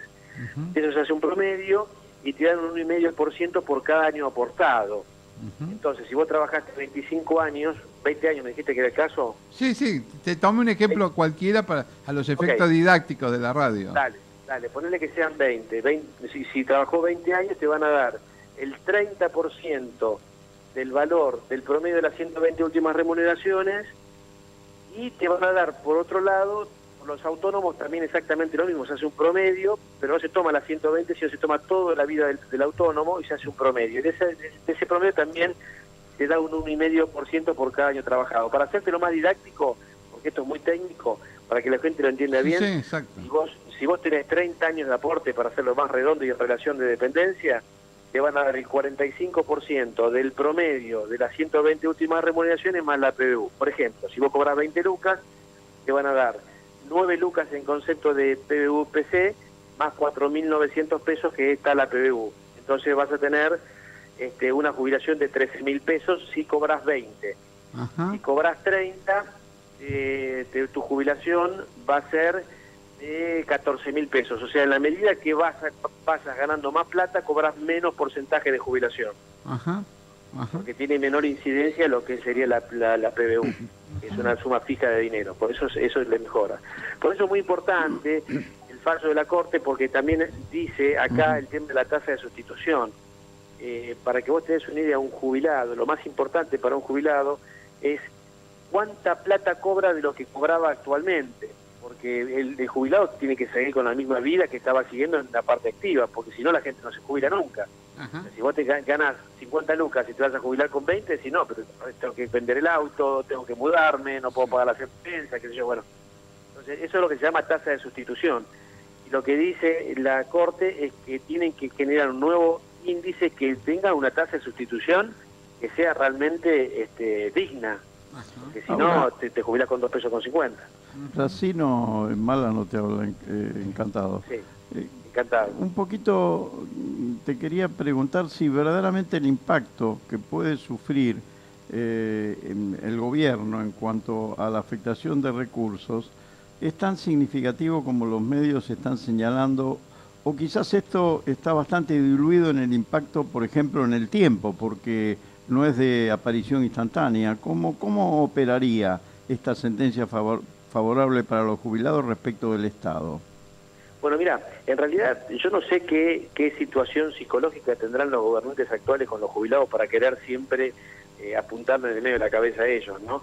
Porque vos imaginate que todos los problemas de estos 150.000 personas equivale al 0,5% de un presupuesto anual de ANSES. Eso, digamos, dicho con los números exactos. Sí. Entonces, ahora, ¿qué pasa? Con lo cual, viste que decían, se va a quebrar el sistema. El sistema no se quiebra. El sistema hace 30 años que viene pagando juicios de jubilados. Y para que vos te des una idea, lo que se va a pagar el año que viene ya está en el presupuesto nacional. Y estos juicios no que impactan mañana, ni tampoco van a cobrar todos los que están haciendo juicio mañana. Todos los procesos judiciales tienen que ir terminando y eso va a ir, estos 150.000 jubilados vayan cobrando en el tiempo, no es que cobran todos juntos. Va a ser un impacto diluido por el transcurso lógico del tiempo, digamos. Pero claro, son para ANSES, hablando en castellano, son 2,50 pesos. Bueno. O sea, tenía que ver, acá la discusión política era, el gobierno era que quería que la reparación histórica sea la única opción que tuvieran para que ellos sean los que hicieron la famosa reparación histórica de los jubilados. La reparación histórica fue una propuesta de un acuerdo transaccional donde el jubilado de alguna manera dejaba algunos derechos de lado, pero los acuerdos transaccionales tienen que dejar las dos partes algo de lado, y ANSES no dejaba nada de lado. Entonces, vos imaginate que vos te jubilaron mal, el Estado reconoce que te jubila mal y en vez de darte lo que te corresponde, negocia con vos. Es bastante... Sí, y no estás en situación de negociar mucho, ¿no? No, bueno, que tienen que aceptar porque la están pasando realmente mal. Y aparte, la misma Corte, en el mismo fallo de ayer, dice que las democracias avanzadas y modernas son las que se preocupan en los periodos de crisis de los sectores más vulnerables. Lo dice la Corte. Entonces, viste, prestemos un poco de atención, porque a veces nosotros nos sumergimos en discusiones y hay veces que la Corte Suprema, que son, digamos, la entidad más alta de la justicia argentina, te está diciendo cosas en la sentencia, también te lo dice la Sala 2 del Foro de la Seguridad Social, que es un foro federal, y también te dicen, che, tené cuidado con los pobres. O sea, no es todo un Excel. O sea, los derechos de las personas no se negocian por precios. Que vos digas derechos adicionales, sí, pero los derechos que son naturales de la Constitución. Vos no podés decir, no te pago las jubilaciones porque es mucha plata para mi presupuesto. No, flaco, bajá los gastos de otro lado. No podés agarrártela con un tipo que tiene 70 años y dejarlo en el medio de la indigencia como están dejando hoy. Eso es una locura. Adrián, por último, por mi parte, ¿cuál es la situación de todos aquellos que aceptaron la retribución la reparación histórica? ¿En qué papel queda? Bueno, ¿No le cambia nada? Es una muy buena pregunta la tuya, porque también el fallo de la Corte hace referencia y dice que este señor Blanco rechazó la reparación histórica. Entonces, tácitamente está diciendo que los que aceptaron la reparación histórica no van a poder reclamar más que lo que acordaron. Y lo que vos venías si vos homologaste la reparación histórica y fuiste con el abogado y metieron los dos el dedo con su huella digital, se acabó tu reclamo para esto. Pero en realidad hay un reclamo nuevo que nace ahora, que son dos reclamos. Uno por el robo que le hicieron a los jubilados en marzo del 2018, que le aumentaron, en vez de un semestre, le aumentaron solo un trimestre y ahí le afanaron un 9%. Y esta ley de movilidad que le hizo perder a los jubilados un 20%. Entonces, el hecho de que tengas una ley de movilidad no significa que la movilidad sea buena. Entonces, la ley de movilidad tiene que ser efectiva y tiene que mantener el poder adquisitivo de los jubilados. Y en este caso, como perdió un 20%, la ley de movilidad no cumplió su cometido, que es justamente que los jubilados no se empobrezcan. Entonces, judicialmente, esto se va a poder valorar seguramente en el futuro. Te agradecemos mucho que hayas estado con nosotros y, por supuesto, en los próximos ciclos te estaremos convocando, ¿no? Pero te voy a dejar una pregunta para que la pienses para el próximo año. En los mostradores de los estrados judiciales decía los señores profesionales independientes, ¿no? Dice, deben recibir el mismo trato que los señores jueces. ¿Cuánta distancia tienen en el precio de su jubilación, en lo que cobran de jubilación, los profesionales independientes de los señores jueces, a pesar de recibir igual tratamiento honorífico? Te agradecemos mucho que hayas estado con nosotros. Te la contesto en un segundo. Los profesionales no vamos a jubilar con la mínima y esto van a cobrar 100, 120 lucas. Bueno, imagínate. Pensalo cómo podemos equilibrarlo, nada más. Dale, un abrazo grande y saludos a ustedes. Gracias.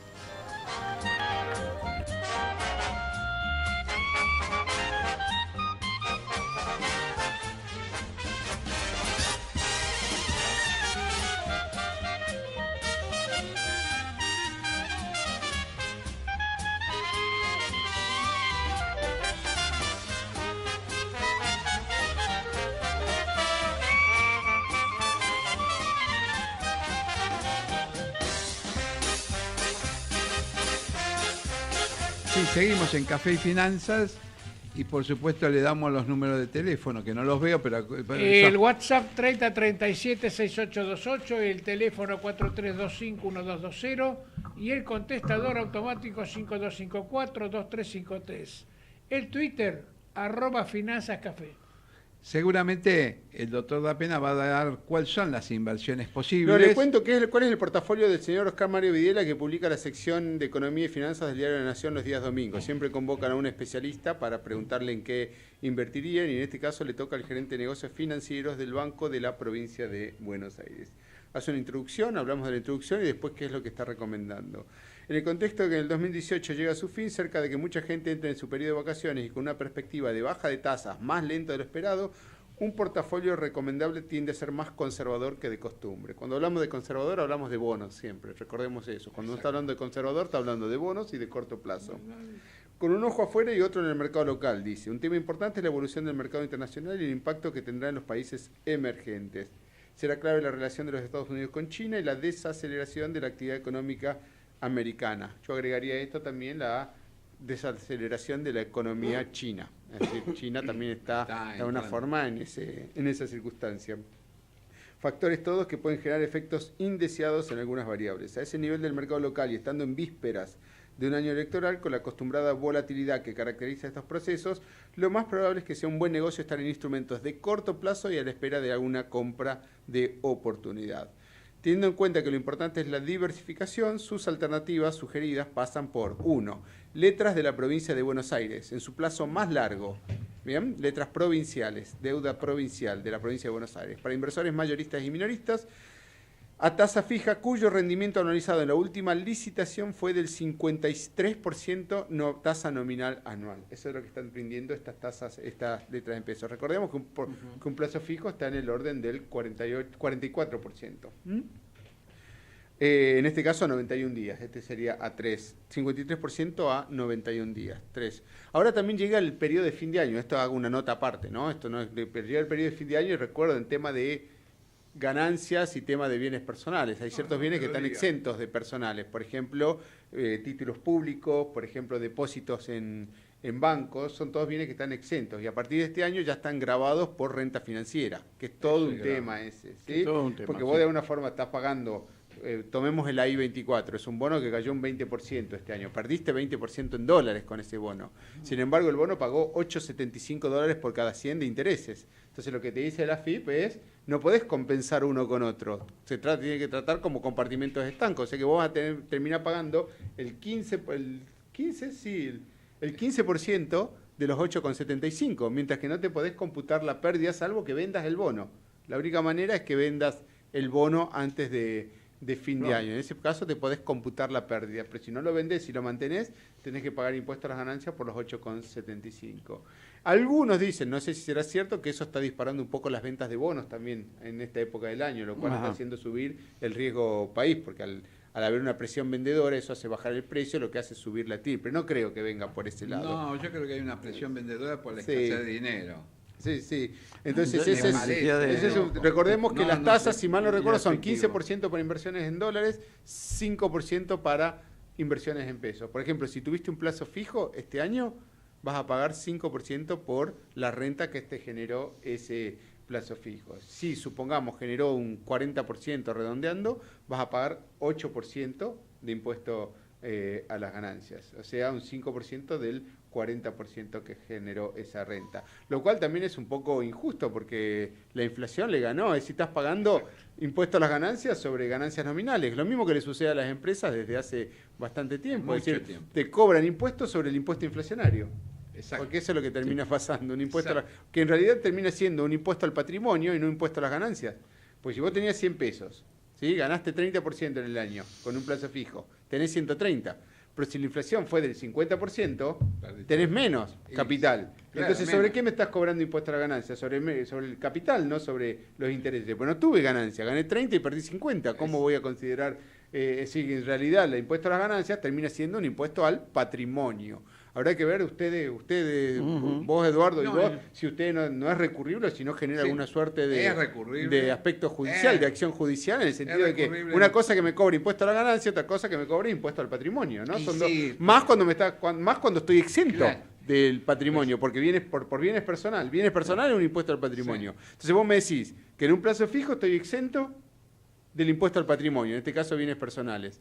¿Sí? Pero por otro lado me cobras un impuesto al patrimonio, porque eso termina siendo en ganancia, porque me estás cobrando una parte, tuve una pérdida patrimonial y me cobraste el impuesto a las ganancias. Entonces me estás cobrando dos veces, o sea, de alguna forma me estás cobrando sobre un bien que me dijiste que estaba exento. Exacto. Pero vos fíjate cómo se liquida el impuesto a las ganancias. Casi no se liquida cómo lo ganaste, como en un balance que te dice cómo lo ganaste, sino por diferencias patrimoniales. Vos cuánto tenías antes, cuánto tenés ahora y cuánto se te permitió gastar de eso. Con lo cual, en la contabilidad tuya, si fuera una contabilidad, hiciera la contabilidad, te daría pérdida tu contabilidad, como dice José. Ahí te da pérdida. Sí. Eso ya lo hemos hecho. A mis colegas que a veces discrepan conmigo, que la materia impuestos, ahora 1 y 2, o teoría impositiva 1 y 2, según la universidad, está dentro del ciclo contable, con lo cual no es una contabilidad especial, pero es contabilidad. Les recuerdo eso. Deben primero pensar que es contabilidad y después aplicar, y si las leyes están de acuerdo a esos principios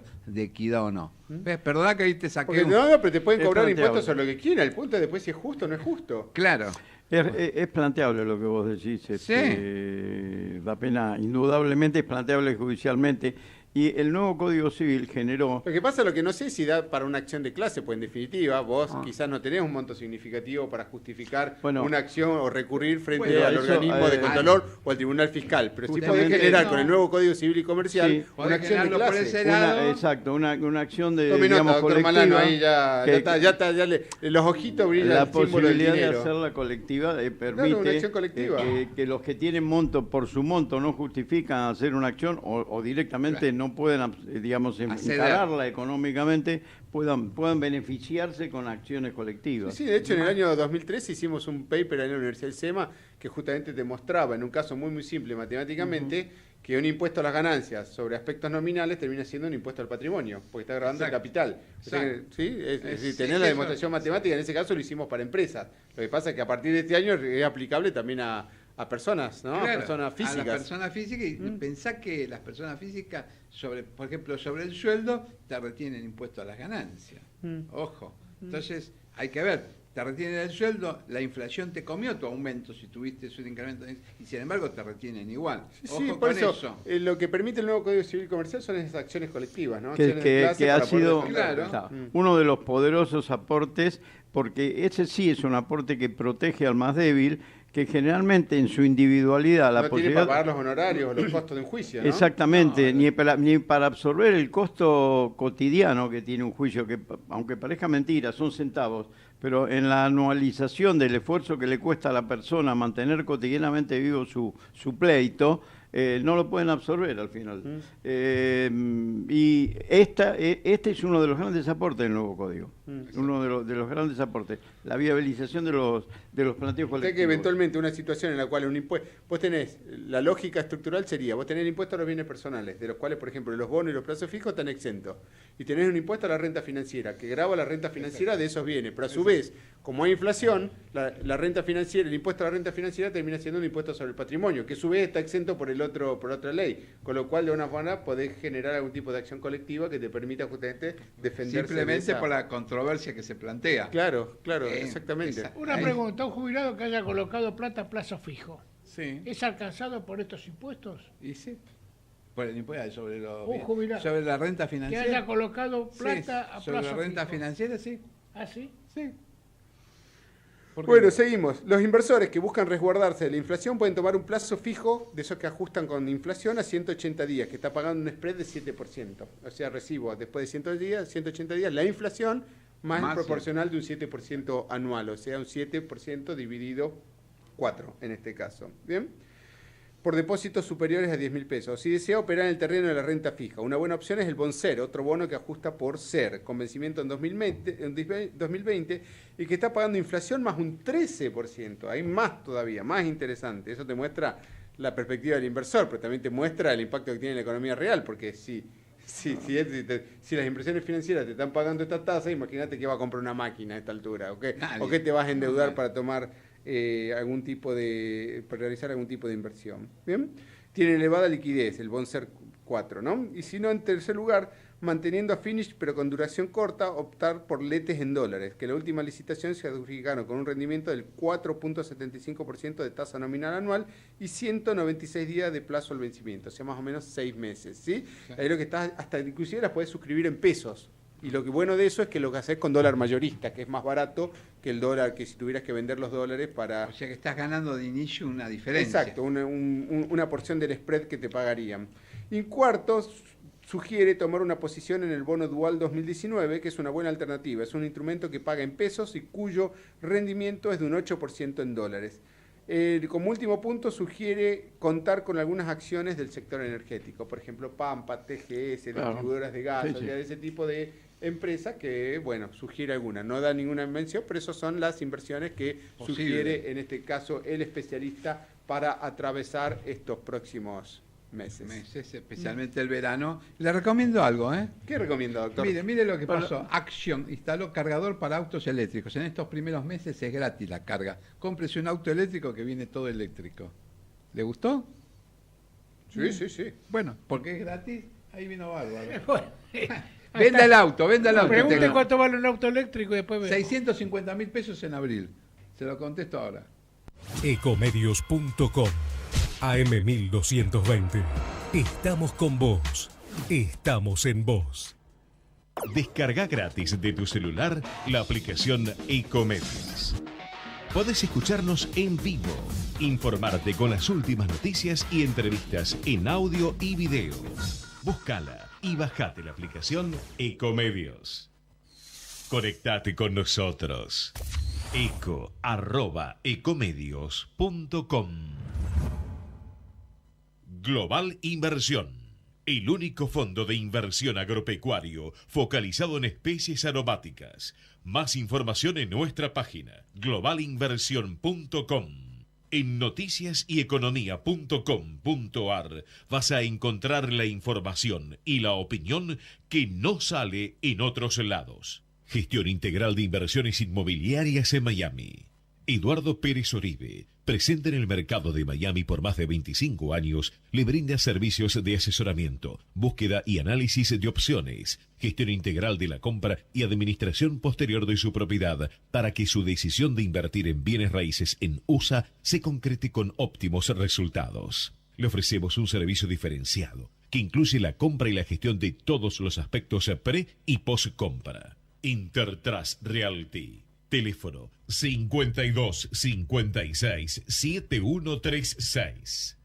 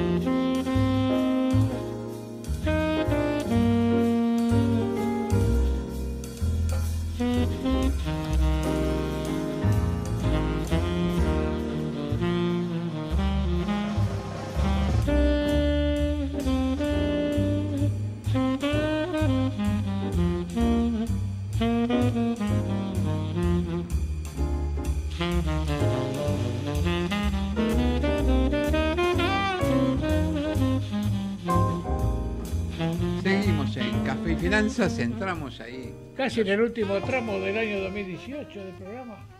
Sí, porque ahora me voy a correr Fórmula 1. ¿Fórmula 1 o va a Mar del Plata a correr con el doctor Da Pena? No, eso me queda No, claro. Fórmula 1 con auto eléctrico, ¿no? Fórmula 1 con auto Sí, eléctrico. ahora creo que en enero vienen a correr a Puerto Madero. Con Fórmula E. Claro, la Fórmula 1 eléctrica. Eléctrica. Pero Claro. ¿sabe qué? Es como ver pasarle al eléctrico, no.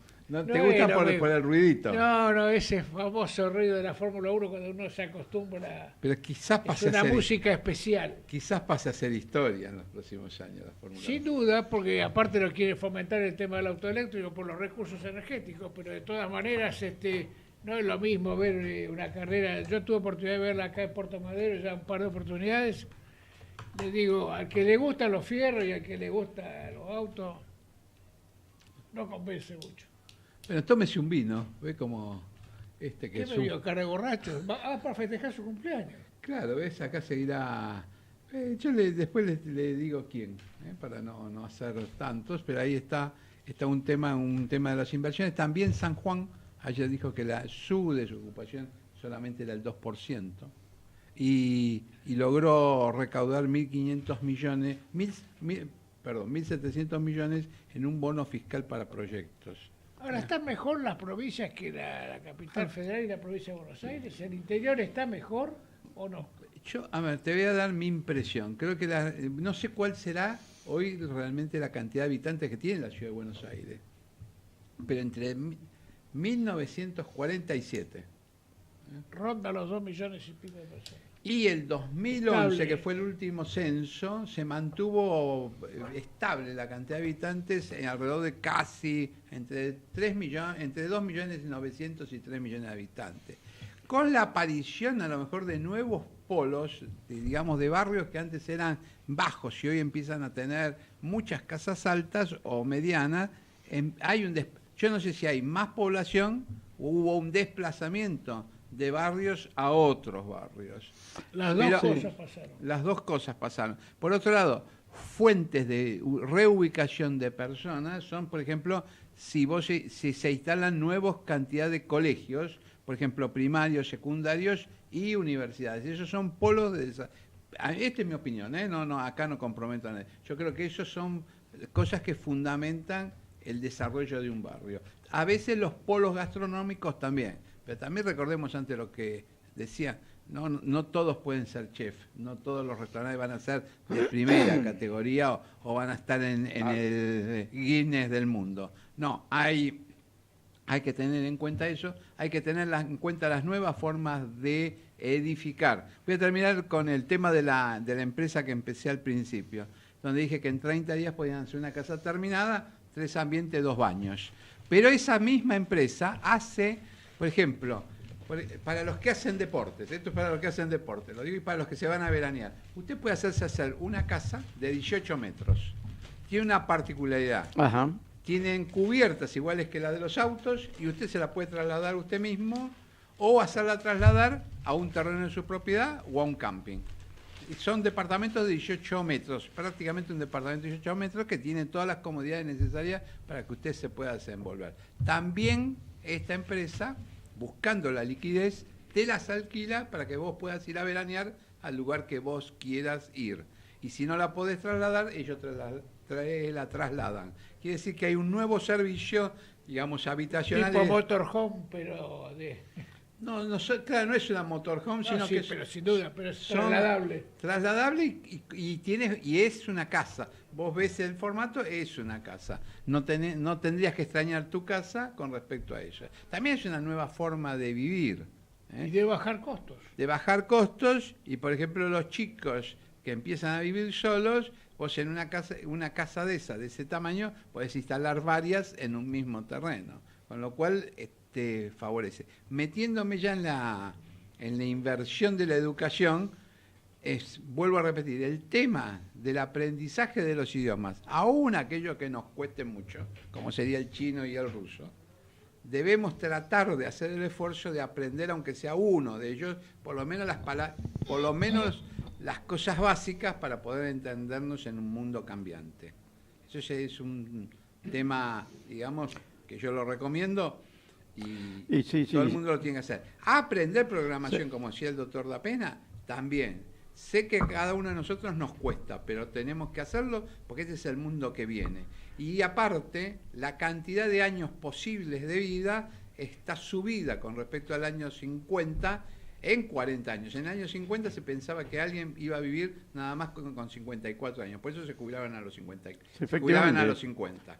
Y la Caja de Navegación a los 49. Verá que la expectativa de vida es muy posible llegar a los 90, 90 y pico, es posible que tengas que trabajar hasta los 85. Y hay que habituarse a trabajar en los 85 en un mundo del siglo XXI donde los autos se enchufan y no se cargan nafta. No, y además, lo que vos señalás, una de las potentes transformaciones de la espiral del progreso en este momento es el cambio del concepto y de la relación de la persona con la vivienda. Es mucho más dinámico, se apunta a superficies, por una cuestión netamente económica, a superficies mucho más pequeñas. Hoy se están construyendo y comercializándose los mini ambientes, comunidades. Pero esos son fijos. Pero esta superficie que vos señalabas de 18 metros cuadrados, desplazable, trasladable, es lo que están construyendo hoy y vendiendo, empezando a venderse en Buenos Aires como departamentos terminados. El nuevo código de edificación 18 que metros. Aprobó días pasados que no tenés la obligación de poner bidet, no tenés obligación de hacer vivienda para el encargado y podés hacer... Pero los mexicanos solucionan el tema, perdóname que te meta, los mexicanos solucionan el tema del bidet con los bidets portátiles que van adosados al mismo inodoro. Entonces se usó mucho en las oficinas, las oficinas de los años 60 tenían los baños afuera. Cuando se empezaron a hacer los baños adentro tenían que hacerlos muy pequeños y se adosó el sistema mexicano. Y eso está cambiando, esto que estamos señalando, está empezando a cambiar el hábito de vida de la gente, que tiene superficies pequeñas que son virtualmente ámbitos para dormir, para pernoctar. Uno de los temas de Buenos Aires es la cantidad de gente que vive sola. Exactamente. Efectivamente, y la tendencia es a vivir solo en la gente y a permanecer poco en la casa, mucho en las actividades externas que llenan su vida. Y además se genera una simplificación extrema para limpiarla y ocuparse sin necesidad de personal de servicio. La propia persona es autoportante y autovalente para mantener la casa limpia mínimamente en superficies pequeñas. Si no hay un cambio que ha transformado la sociedad humana, ya está pasando, no se advierte todavía. Se piensa que que está más ligada a la gente joven, pero en definitiva está transformando el hábito de vida de la gente. Yo tampoco a lo que decía el doctor Corrado, uno de los ejemplos que se está dando del desarrollo de un barrio nuevo pasó con los edificios que se hicieron por las Olimpiadas. Exacto. Que se comercializaron y ahora ya están armando toda la estructura comercial y de servicios. Se va a llamar Barrio Olímpico, obviamente está todo vendido. Ya en estos días ya terminan de refaccionar todo por el uso que le dieron los atletas y ya lo ocupa la gente que lo compró. Y a ese barrio le van a agregar, insisto, estructura para que colegios, sanidad, todo lo necesario para el desarrollo. También recordemos que respecto a la educación, ayer se produjo el anuncio que se van a cerrar 95 escuelas de adultos, donde se sigue el secundario para adultos, se cierran 95 de esas escuelas. Hay una profunda transformación en la educación, hay una tendencia a cerrar los terciarios, los profesorados, y bueno, hay que estudiarlo bien el tema ese, porque en definitiva, a ver, ¿quién va a transmitir bien el conocimiento? El que domine el conocimiento bien. Es muy difícil transmitir, contabilidad si nunca hiciste un asientito de contabilidad. Como simple técnica. Por supuesto, el doctor Dapena está en el tema de educación y algo puede aportar con respecto a ver qué libro podemos leer sobre finanzas y de la última conferencia de John Taylor. Sí. ¿Vos qué decís? ¿Cuál es tu opinión sobre John Taylor? No, es un excelente economista, realmente es un economista muy reconocido y uno de los puntos que mencionó es que está de acuerdo con el cambio de política monetaria que hizo el Banco Central, que en lugar de focalizarse en la tasa de interés e incrementar los pasivos remunerados desde el banco, focalizarse en los agregados monetarios. El año que viene está el Congreso Internacional de Finanzas, que es en Santiago de Chile. Sí, la World Finance Conference. Se va a hacer en julio del año que viene. Presentamos dos trabajos en la universidad, vamos a ver si son aceptados. Y bueno, a partir de eso tendremos la oportunidad de exponer junto a otros colegas. Me imagino que vos vas a acompañarnos. Estuvimos en Nueva York con el doctor Corrado en su momento. Sí, yo haciendo lío nada más. Bueno, pero de alguna forma fue agradable. Fue en julio del 2016, si mal no recuerdo. Julio del 2016, una experiencia inigualable en la Universidad de St. John's, ahí en Estados Unidos. Bárbaro, me perdí el primer día que fui solo, pero no importa. Sí, además compré un celular en la calle, ¿no? ¿Compraste un celular? No, tuve que comprar uno porque perdí uno. Claro, ¿era un BlackBerry el que tenías o no? Sí, un BlackBerry. Uno blanco tenías. Blanco y lo perdí. Hacía 5 días que lo había comprado. Claro. Y tuviste que sacar un número de allá, ¿no? Tuve que usar un número de Estados Unidos porque Movistar en la Argentina es una franquicia. ¿Cómo lo venden, doctor? Claro, fue una franquicia, lo perdí. No son las experiencias, porque al final del día de los viajes quedan esas cosas. Cualquier viaje es bueno siempre. Ajá. Si hiciéramos un último análisis en 3 minutos. Yo te cuento un poco qué es lo que dice la Nación el día domingo, la economía de 2019, 10 factores que influirán en la actividad y en los bolsillos. ¿Sí? Empieza por la inflación. La suba de precios se desaceleraría en 2019 tras registrarse este año la cifra más alta desde 1991. Según el gobierno, podría llegar a 23 puntos 23% de inflación, que es la pauta que está tratando de negociar el gobierno. Esa es la pauta que está intentando se negocien en las paritarias el año que viene, alrededor de esos valores. Sin embargo, algunos analistas privados hablan de un 28%. Recién a partir de mayo podría llegar a caer por debajo del 2% mensual. En lo que hace al dólar, es la variable clave de la economía en 2019, luego del salto de más del 100% este año, acumula 3 meses de estabilidad. Lo que pasa es que estabilidad con tasas del 60% claro. En lo que respecta al Banco Central y sus LELIQs, ¿no? El esquema de bandas cambiarias seguiría al menos en el primer trimestre de 2019, aunque se ajusta a un ritmo menor, 2% mensual. Eso fija un borde superior de 51 para el mayorista a fines de marzo. O sea, superior, no es que va a estar a 51, sino que podría fluctuar hasta 51 sin que intervenga el Banco Central. La apuesta oficial es que el contractivo plan monetario del Banco Central y el ingreso de dólares del FMI, que se prevé un desembolso de 7.700 millones de dólares en este mes, bien, y otro de 11.000 millones de dólares en marzo, permitan contener el mercado cambiario. Probablemente en 2019 la inflación le gana al dólar, pero eso no quiere decir que volvamos a tener un tipo de cambio atrasado. Habrá mucha oferta de dólares por la recuperación de la cosecha. Ese es un dato importante. Brasil va a crecer más y el gobierno tendrá más divisas del FMI si no consigue financiamiento. Lo que hace el empleo, el escenario laboral se degradó lentamente este año. De hecho, los salarios reales perdieron un 13%, es el cálculo que se está haciendo. Bien. Este año la caída del salario real fue un poco el antídoto para que no bajara tanto el nivel de empleo. Eso es un punto. Bajó el salario real, o sea, no subieron tanto los sueldos como subió la inflación y eso hizo de que el empleo se pudiese mantener. Para 2019, 802 empresas encuestadas marca que las expectativas de contratación son las peores en los últimos 12 años, por el primer trimestre de 2019. O sea que no hay factores que permitan, justamente, si bien se mantuvo el empleo, no da la impresión de que vaya a haber contrataciones en el corto plazo. El consumo. La inflación erosionó el poder adquisitivo de los salarios este año y eso impactó en el consumo. Los salarios perderán en promedio 14% de poder adquisitivo este año y en 2019 crecería un 4% en términos reales. Tratarían de recuperar un 4% en términos reales. Por ejemplo, las caídas en autos y motos fueron muy significativas, casi del 50% en ambas industrias. El campo, con la condición de que el clima acompañe, se espera una fuerte recuperación de la producción agrícola en el 2019. Este año, 2018, la producción cayó 30% y eso tuvo un efecto tremendo en la economía. ¿Bien?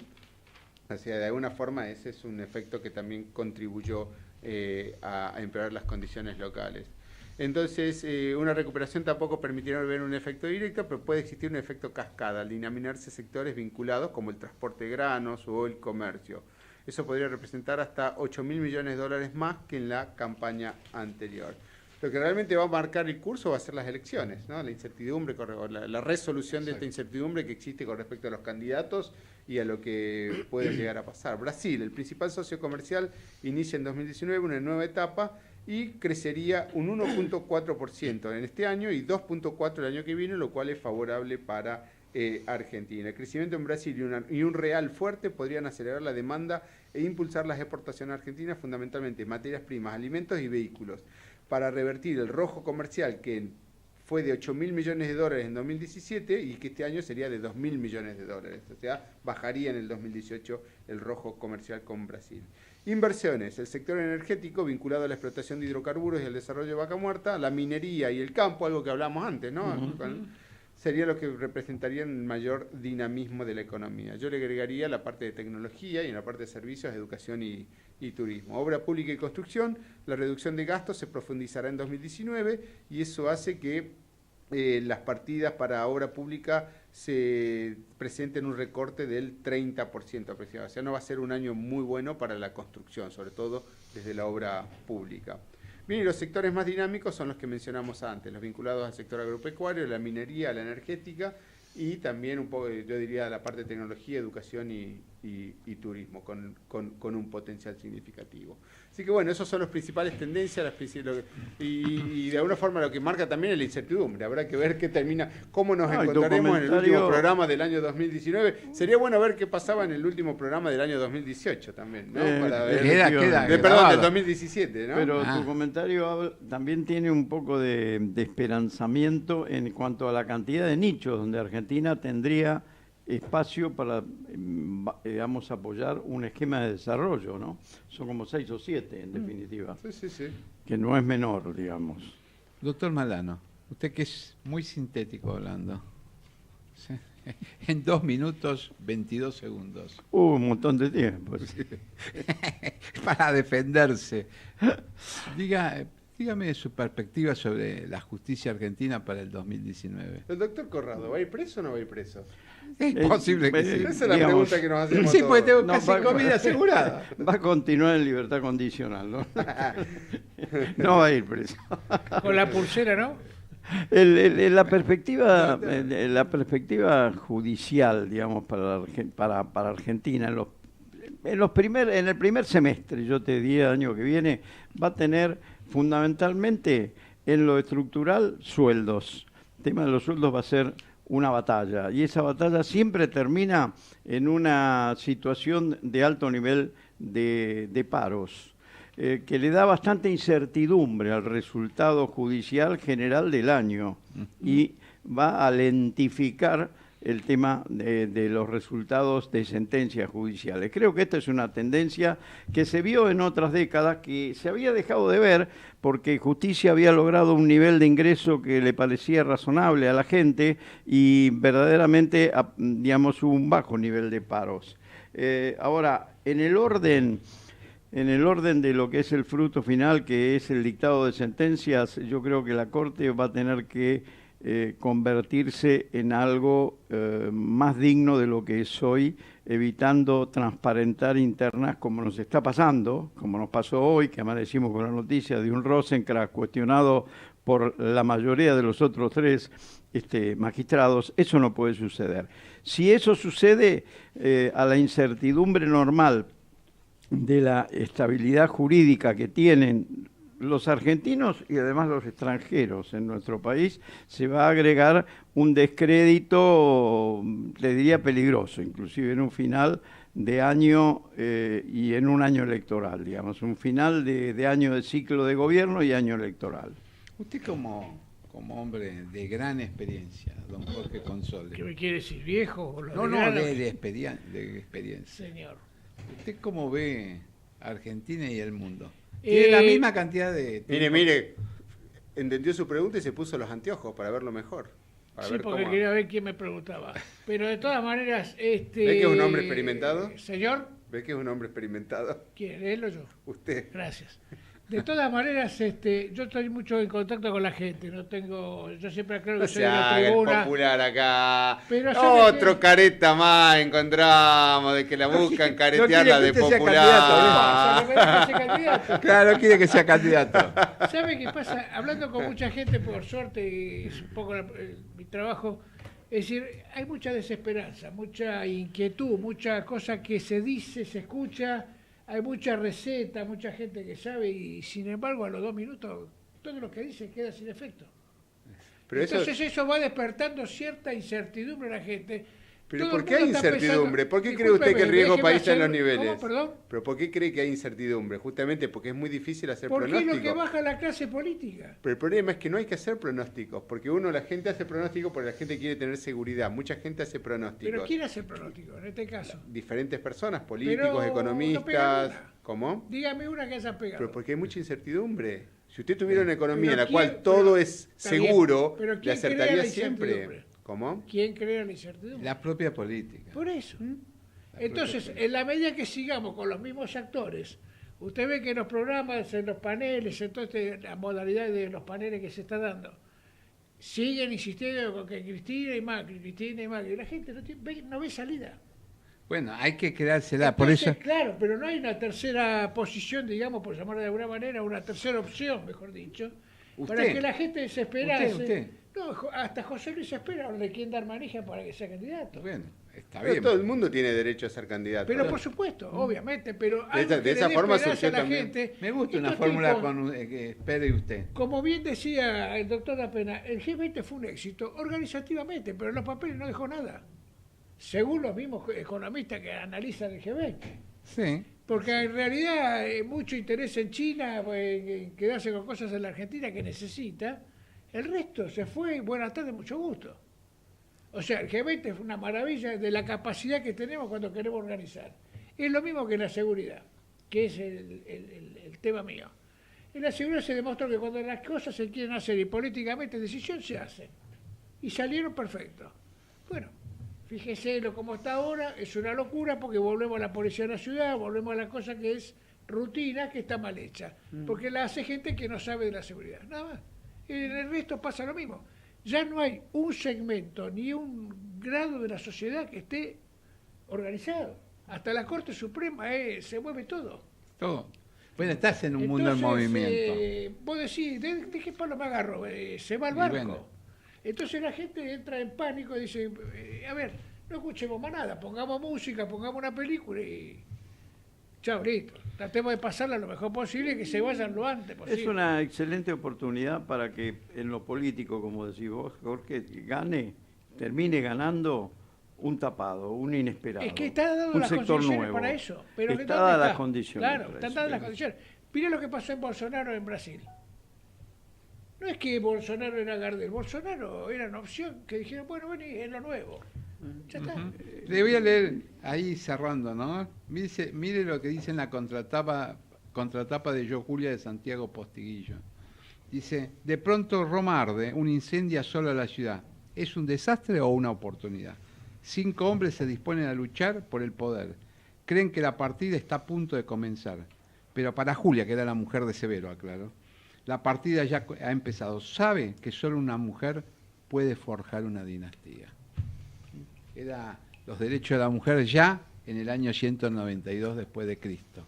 Eso es un poco lo que está pasando. Hay que forjar nuevas dinastías de políticos, nuevas dinastías en todos lados y en todas las profesiones. Entonces, en ese tema de que la radio y cualquier otro medio tienen que prestar servicio, me parece que los señores conductores de algunos programas, colegas de la televisión y de la radio, se olvidan a veces de que eso es el servicio. Y la radio y la televisión lo que tienen que hacer es transmitir conocimiento para que la gente pueda elevar su propia estatura y comprender lo que es la política y qué hay debajo de la política y de cada una de las cosas que acontecen. Y sobre todo puedan pensar, como vos siempre decís, si hay algo que siempre sugerís, es que la gente pueda formarse su propio criterio, claro, pensar, aplicar pensamiento crítico, aplicar sentido común, aplicar lógica, y cuando algo no cierra, realmente poder... Sí. Y hay dos aspectos. La abundancia de información hace que vos te caigas en contradicciones transversales, o sea, en el mismo momento, contradicciones históricas, porque cuando vos te vas para atrás, claro, ves que... Es decir, uno tiene que tratar de mantener la coherencia. Yo creo que eso es una de las palabras claves, lo que se está demandando mucho en Argentina en este momento. Es la coherencia entre la coherencia en las variables macroeconómicas, la coherencia en la parte política, la coherencia en los postulados y en los discursos que uno tiene. Es decir, que haya una lógica, una transversalidad, un sentido común detrás de eso, ¿no?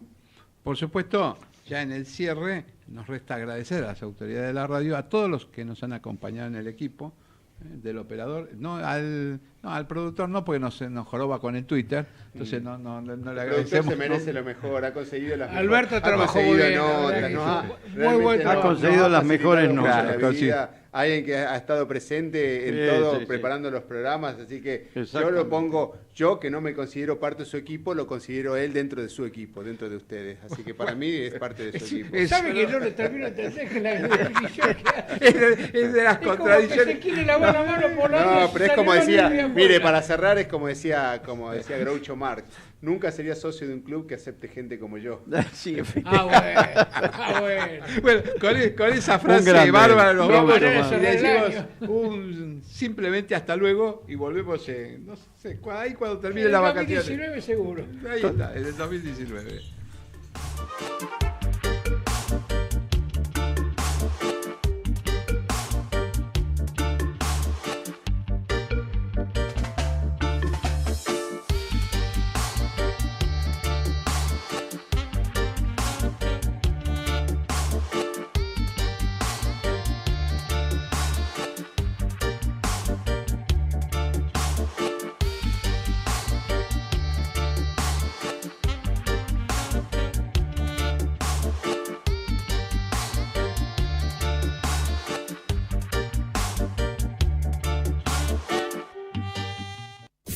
Desde Buenos Aires, transmite LRI 224, AM 1220, Ecomedios,